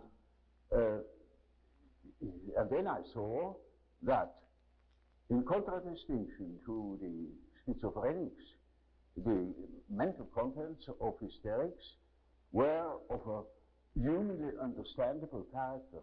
They were even elaborate, dramatic, suggestive, insinuating. So one could make out a second personality. Now, this is not the case with schizophrenia. There, the fantasies, on the contrary, are unsystematic, chaotic, and you cannot make out a proper second personality. Apart from rare cases of a complicated nature. Now, I knew of psychopathic cases, just in the balance between schizophrenia and hysteria, where ideas came up, delusions that were not exactly hysterical, because they were singularly difficult to understand. It was sort of strange eruptions, and I thought that these cases could give me a better understanding. So I took the opportunity when Professor Jung, the old professor of psychology and philosophy at the University of Geneva, when he published a case of an American girl who had bestowed upon him a series of half poetic and romantic fantasies. He published that material without commenting on them. He gave it as an example of creative imagination. Now, when I read those fantasies, I saw this is exactly the material, and I was always a bit afraid when that people, when I tell of my personal experiences with patients, that they would say, "Oh, this is so merely suggestion, you know." Yes. I took that case because I surely had no hand in it. It was old Professor Jung, an authority. He was a friend of William James. I knew him personally, a fine old man, and he certainly wouldn't be accused of having influenced the patient. Yeah. And that is the reason why I analyzed these fantasies, and that that case became the object of a whole book called The Psychology of the Unconscious. It is called now Symbolisms of Transformation. Yes. And I have revised it after 40 years. It needed it. Yeah. Because it was in the first attempt. Yes. And there I tried to show that there is a sort of unconscious, I then simply called it the unconscious, that clearly produces things which are historical and not personal. Yes. It was mythological material of the nature of which wasn't understood, neither by Professor Flora nor by the patient. And there I tried for the first time to produce a picture of the functioning of the unconscious, a functioning which allowed certain conclusions as to the nature of the unconscious. Then, after I had written that book, that cost me my friendship with Freud because he couldn't accept it. Yeah. To him, the unconscious was a product of consciousness. Yes. And it simply contained the remnants. I mean, it was a sort of storeroom where all the discarded things of consciousness were to me, the unconscious then was already a matrix, a sort of basis of consciousness of a creative nature, namely capable of autonomous acts, autonomous intrusions into consciousness. Yes.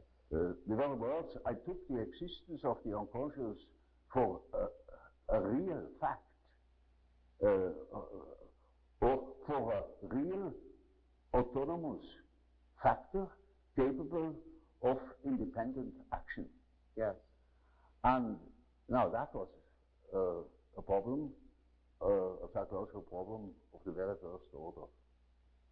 And that made me think and furiously, because the whole of philosophy of our days has not yet recognized this fact, that we have a counter-actor in our unconscious, that in our psyche there are two. Consciousness is one factor, and there is another factor, equally important, that is the unconscious, that can interfere with consciousness anytime it pleases.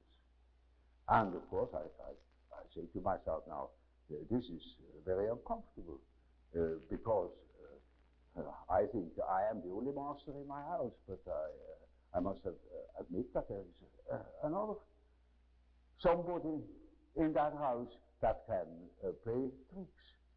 And I had to deal with the unfortunate victims of that interference every day in my patients.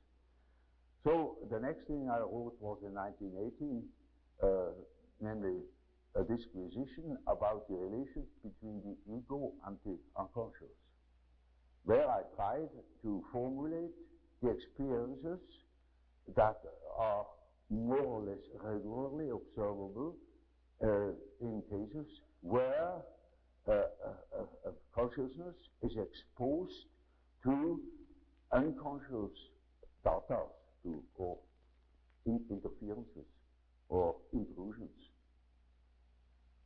where the unconscious is considered as an autonomous factor that has to be taken seriously,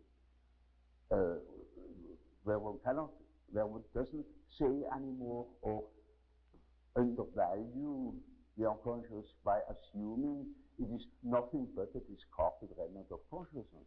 It is a factor in its own dignity, and a very important factor, because it can create the most horrible disturbances. Now, when that was a pamphlet I wrote, it was published in French, and nobody understood it. I saw that the reason why nobody understands it is that why nobody has a similar experience, because the question hasn't been pursued to such an end, namely that one has taken the unconscious seriously and considered it as a real factor that can determine human behavior to a very considerable degree. Do you think that the humanities are important for the individual who wants to study the individual? One doesn't see what an education without humanities is doing to man. Yes. He loses the connection with his family, as it were. That means with the whole stem, the tribe, the connection with the past, that he lives in that in which man always has lived. Man has always lived in the midst. And we think we are able to be born today and to live in normally, without history. That is a disease. That's absolutely abnormal, because man is not born every day. He is once born in a specific historical setting with the specific historical qualities, and therefore he is only complete when he has a relation to these things. It's just as if you were born without eyes and ears, when you are growing up with no connection with the past. From with the sample of natural science, you need no connection with the past. You can wipe it out. Yes. Yes. And that is a mutilation of the human being. Now I saw through my practical experience that this kind of proceeding had a most extraordinary therapeutic effect. I can tell you such a case. That was a young Jewish girl, and her father was a banker, and she had received entirely worldly education. She had no idea of any tradition or so. And then I went further into her history and found out that her grandfather had been a Sadiq in Galicia, and when I knew that, I knew the whole story. That girl suffered from a phobia, a terrific phobia. She has been in a psychoanalytic treatment already with no effect, and she was really badly plagued by that phobia, anxiety states with all sorts of.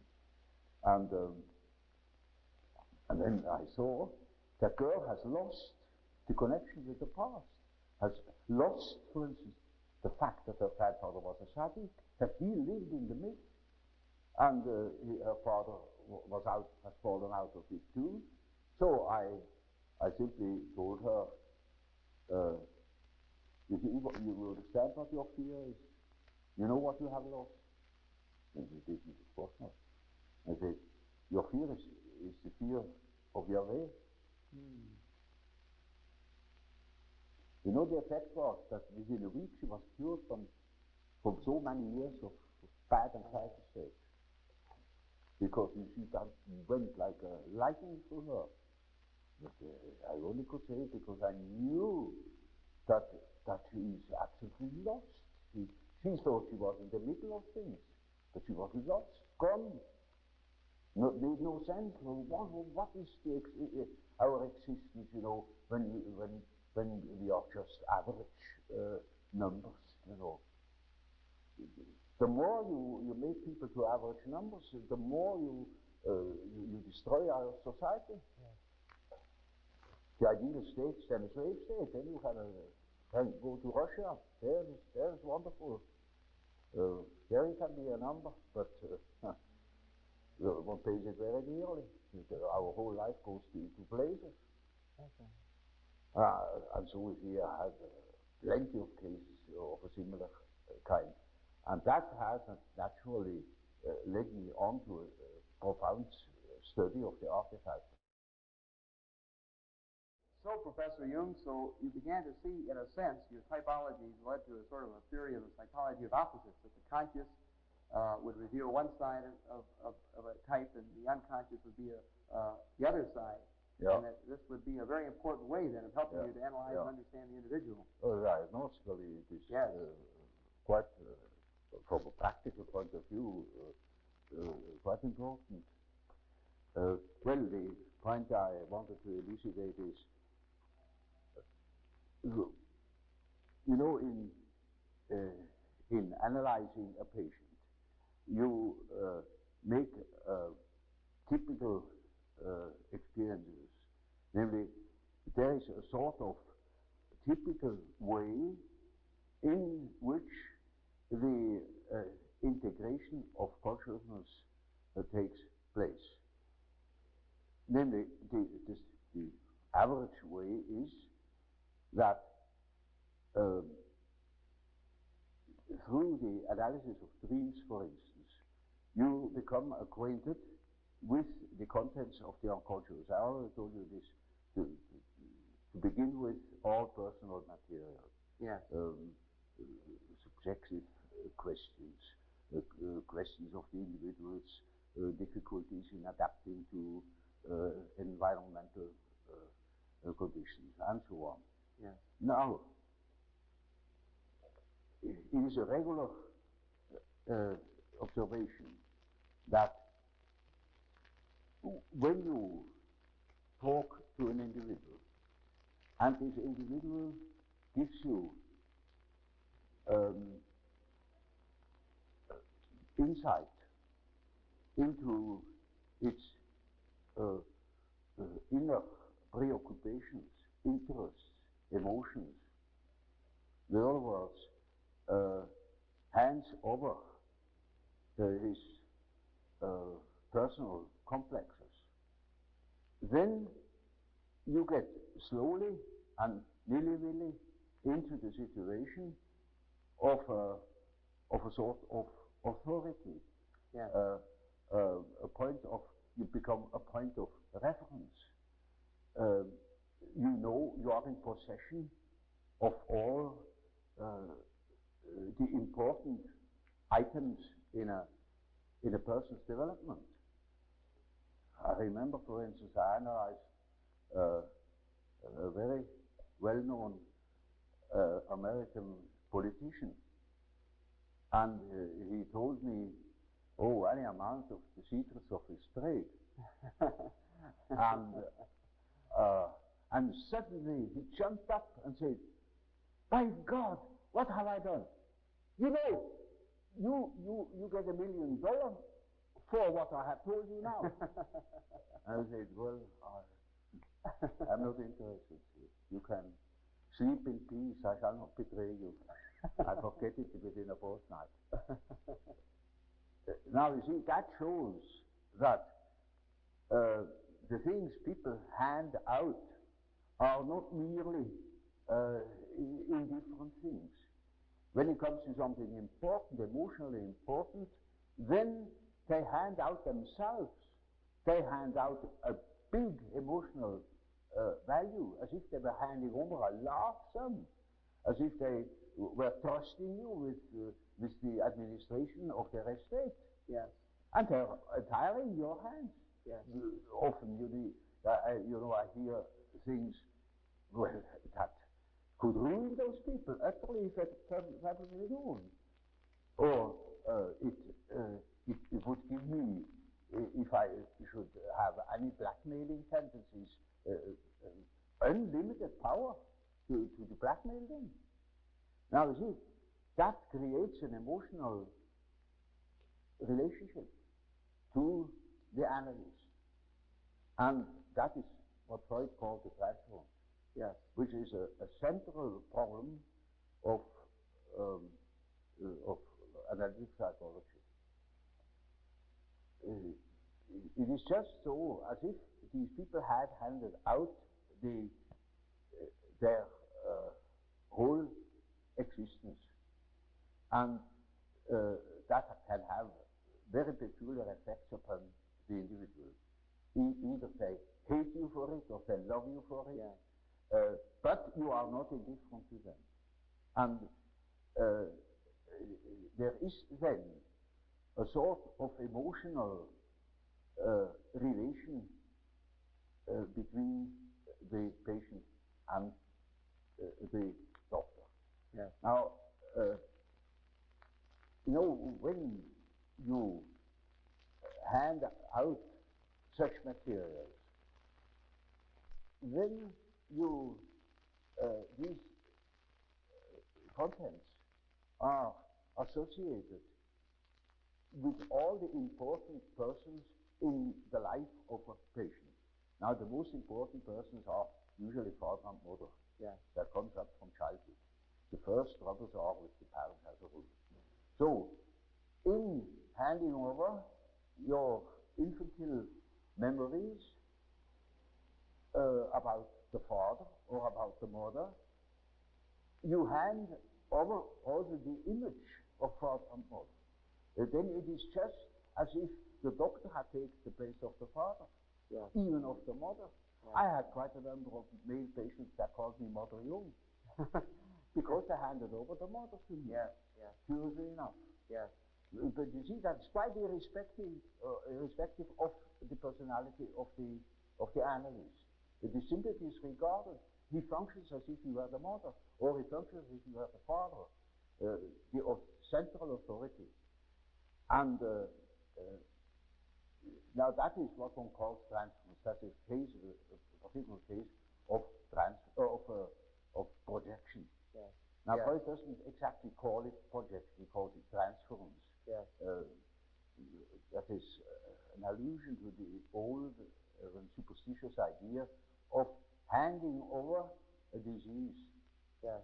transferring a disease upon an animal, or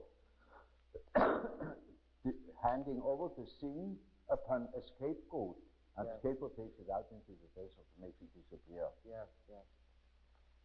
So they hand over themselves in the hope that I can swallow that stuff and digest it for them. And so I'm in loco parentis and have a high authority. Naturally, I'm also persecuted by the corresponding resistances, by all the manifold emotional reactions they have had against their parents. Now, that is the stuff you have to work through first in analyzing the situation, because a patient in such a position is not free, he's the slave, he's utterly dependent upon the doctor, like a patient with an open abdomen on the operation table.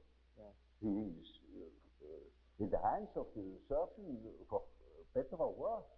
And so the thing must be finished. And so we have to work through that condition in the hope that we arrive in a situation where the patient is able to see that I'm not the father or not the mother, that I am an ordinary human being. Now, everybody naturally should assume that such a thing would be possible.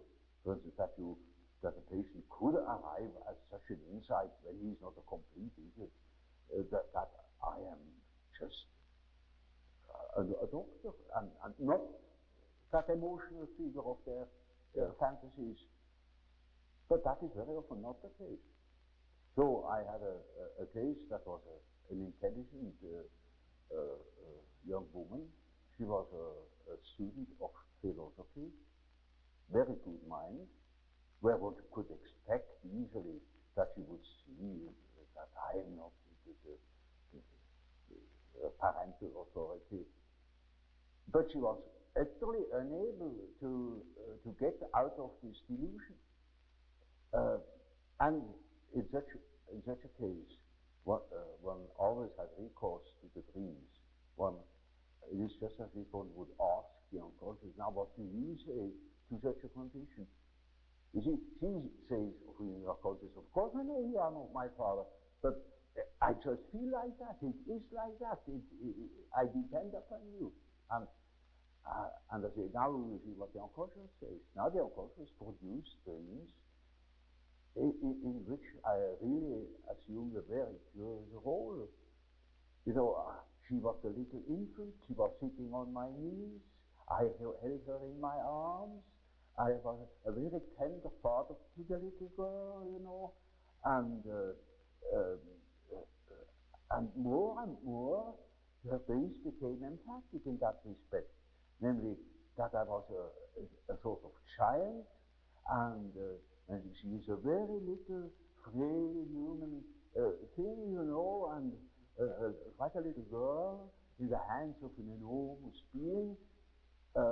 And the last dream of that series was, I cannot tell you all the dreams, was that it was out in nature, I stood in a field of wheat, an enormous field of wheat that was ripe for harvest. And I was a child, and I held her in my arm like a baby. And the wind was blowing over that field of wheat. Now you know when the wind is blowing over wheat field, these waves in the wheat field. Yeah. And with these waves, I swayed like that, and putting her as if it were to sleep, you know. And she felt as being in the arms of the Godhead. And I thought, now the harvest is ripe. Yes. and I must tell her. And I told her, you see, what you want and what you project into me, because you are not conscious of it, is you have the idea of a deity you don't possess. Therefore, you see it in me. Yeah. That clicked. Mm. Because, you know, she had a rather intense religious education. Of course, it all vanished later on. Yeah. And something disappeared from her world. Her world became merely personal, and that religious conception of the world was non-existent, apparently. But you see, the idea of a deity is not an intellectual idea. It is an archetype. It's an archetypal idea. Therefore, you find it practically everywhere under this or another name. You know, even if it has the name mana, it is an all-powerful, extraordinary effect or quality, even if it's not personal at all. And so she suddenly became aware of an entirely heathenish image. Yes. That comes fresh from the archetype. She had not the idea of a Christian God or of an Old Testament Yahweh. It was a heathenish God. You see, a God of nature, of vegetation. He was the wheat himself. He is the spirit of the wheat, the spirit of the wind. And she was in the arms of that Newman. No. Now, that is the living experience of an archetype. Now, that made a tremendous impression upon that girl, and instantly it clicked. She saw what she really was missing, that missing value, that was in the form of a projection in myself and made myself indispensable to her. Yeah. And then she saw, this is not indispensable, because it is, as the dream says, she is in the arms of that archetypal idea. Now that is a luminous experience, isn't it? And that is the thing that people are looking for. Yes. An archetypal experience that gives them an incorruptible value. You see, they depend upon other conditions. They depend upon their desires, their ambitions, depend upon other people, because they have no value in themselves. They have nothing in themselves. They are only rational, and they are not in the possession of a treasure that would make them independent. But when that girl can hold that experience, then she doesn't depend anymore. She cannot depend anymore, because that value is in herself. And that is a sort of liberation. Yeah. And that is, of course, makes her complete, you know. In as much as she can realize such a luminous experience, she is able to continue her path, her way, her individuation. The acorn can become an oak and not a donkey. Nature will take her course. She will become that which she is from the beginning. Now, having seen such cases, quite a number of such cases, that of course has given me a motive to study the archetypes, because I began to see that the structure of what I then call the collective unconscious is really a sort of agglomeration of such typical images, of which each has a luminous quality, you know. The archetypes are at the same time dynamic. they are instinctual images that are not intellectually invented. They are always there, and they produce certain processes in the unconscious one could best compare with myth. That's the origin of mythology. Now, having seen such cases, quite a number of such cases, that of course has given me a motive to study the archetypes, because I began to see that the structure of what I then call the collective unconscious is really a sort of agglomeration of such typical images, of which each has a luminous quality, you know. The archetypes are at the same time dynamic. They are instinctual images that are not intellectually invented. They are always there, and they produce certain processes in the unconscious one could best compare with myth. That's the origin of mythology. Mythology is a pronouncing of series of images that formulate the life of archetypes. And so the statements of every religion, of many poets and so on, are statements about the inner mythological process, which is a necessity, because man is not complete if he is not conscious of that aspect of things. So, you see, a man is not complete when he lives in a world of statistical truth. He must live in a world of his biological truth. That is his biological truth. That is not merely statistics. It is the expression of what he really is, as what he feels himself. So you see, somebody without the mythology is merely an effect of statistics, as it were, an average phenomenon.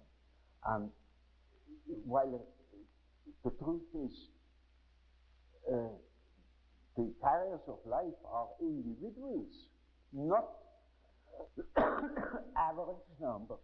Yes. Yet our natural science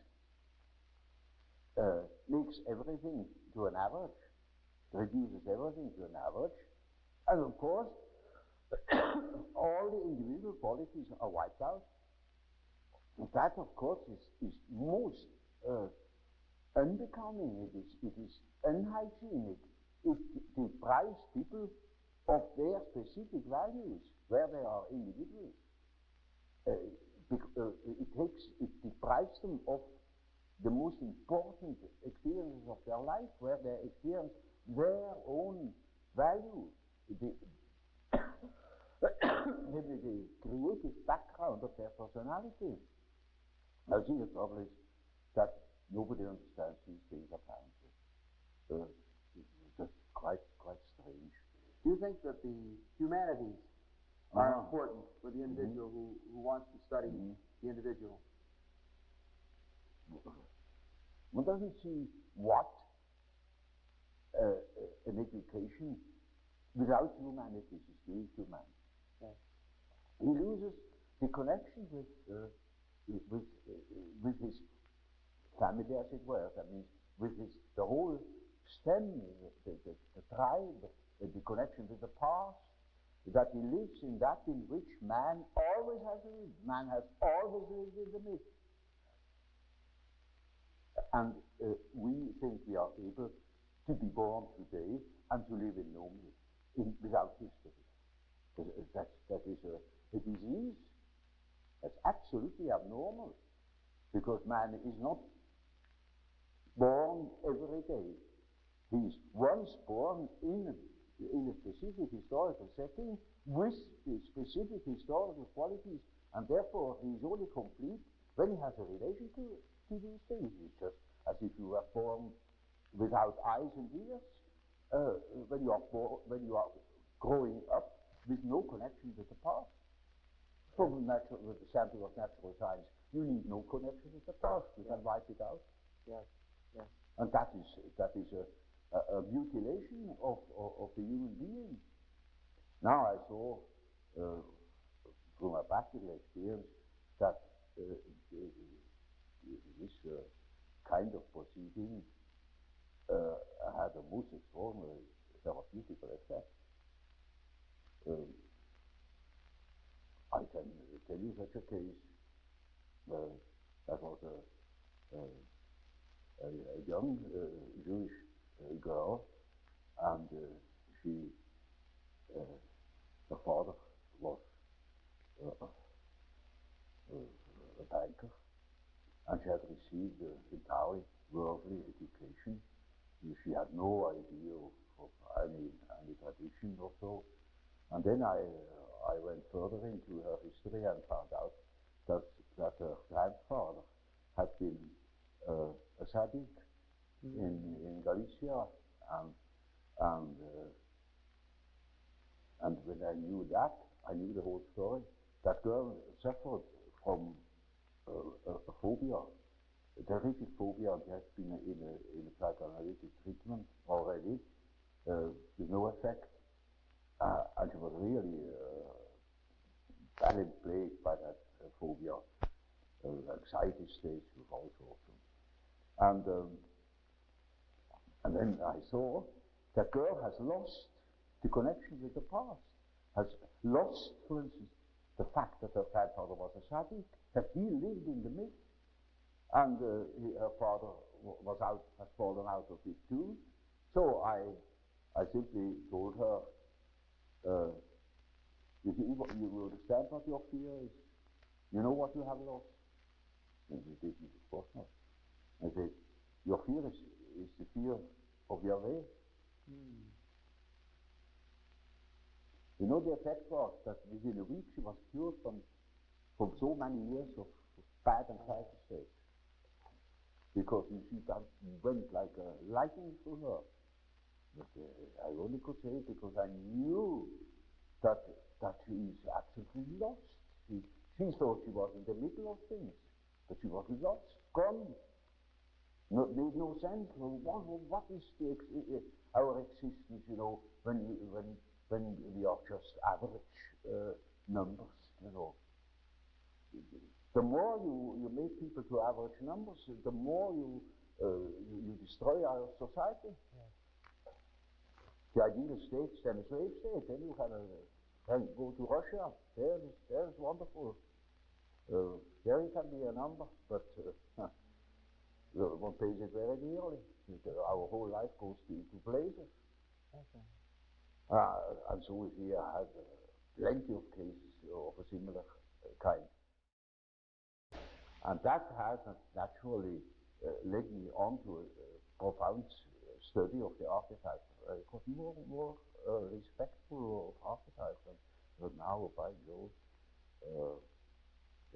that thing should be taken into account. That is an enormous factor, very important for our further development and for our well-being. Now,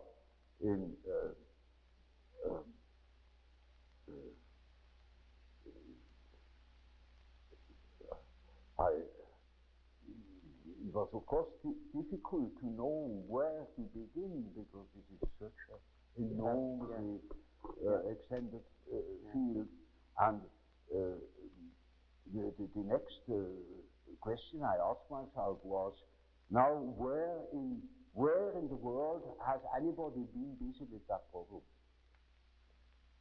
And I found nobody, except a peculiar spiritual movement that went together with the beginnings of Christianity, namely the Gnostics. And that was the first thing I said in that thought. They were concerned with the problem of archetypes and made a peculiar philosophy of it. As everybody makes a peculiar philosophy of it when he comes across it naively and doesn't know that those are structural elements of the unconscious psyche. Now they have lived in the first, second, and third century, and what was in between? Nothing.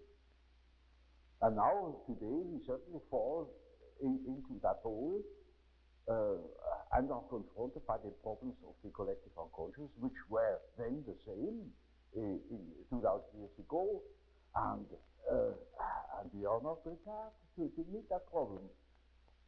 I was always looking for something in between, you know, something that linked that remote past with the present moment, and I found, to my amazement, it is alchemy. That is understood to be a history of chemistry. It is, one could almost say nothing less than that. It is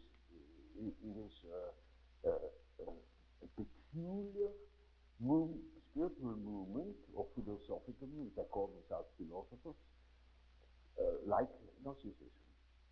And then I read the whole accessible literature, Latin and Greek, studied it because it was enormously interesting. It is the mental work of 1,700 years in which there is stored up all they could make out about the nature of the archetypes in a peculiar way. That's true. It is not simple, and most of the texts are not published. No more published since the Middle Ages. The last editions are in the middle or end of the 16th century, all in Latin, and some texts are in Greek, and not a few very important ones.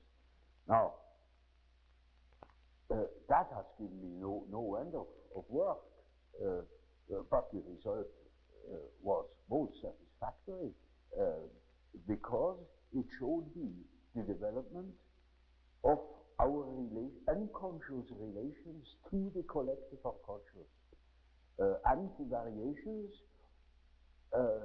our consciousness has undergone.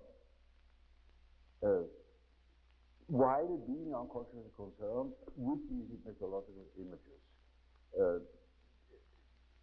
For instance, such phenomena as in Hitler or so, you know, that's an archetypal phenomena, and we've got to understand these things.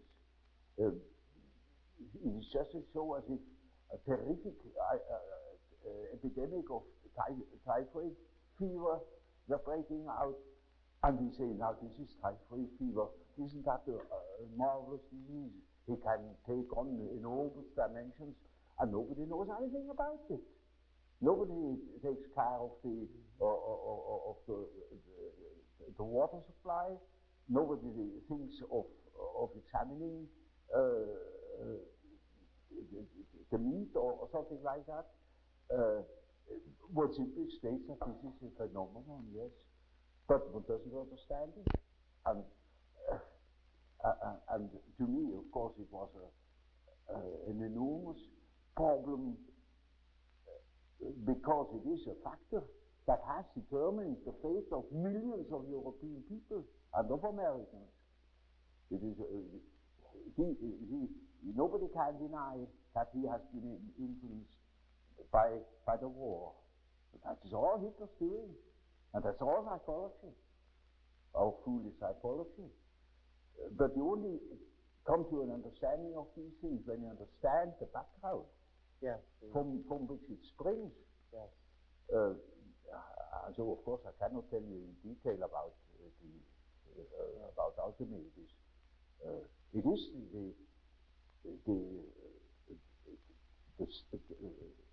the basis of our modern way of perceiving things. And therefore, it is as if it were right under the threshold of consciousness. This is a wonderful picture of how the development of archetypes, that means the movement of archetypes,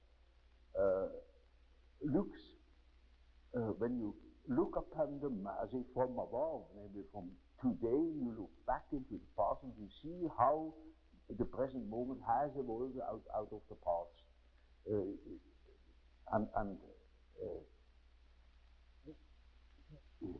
It is just as if the alchemistic philosophy, it sounds very curious. We should give it an entirely different name. It has a different name. It's called Hermetic philosophy. Of course, that conveys just as little as the term alchemy. Yeah. It is the parallel development, as Gnosticism was, to the conscious development, say, of Christianity, of our Christian philosophy, of the whole psychology of the Middle Ages. And so you see, in our days, we have such and such view of the world, such and such a philosophy, but in the unconscious we have a different one. And that we can see through the example of the alchemistic philosophy that behaves towards the medieval consciousness exactly like the unconscious behaves to ourselves. And we can construct or even predict our the unconscious of our days when we know what it has been yesterday. Now that is, with a few words, the development of my ideas.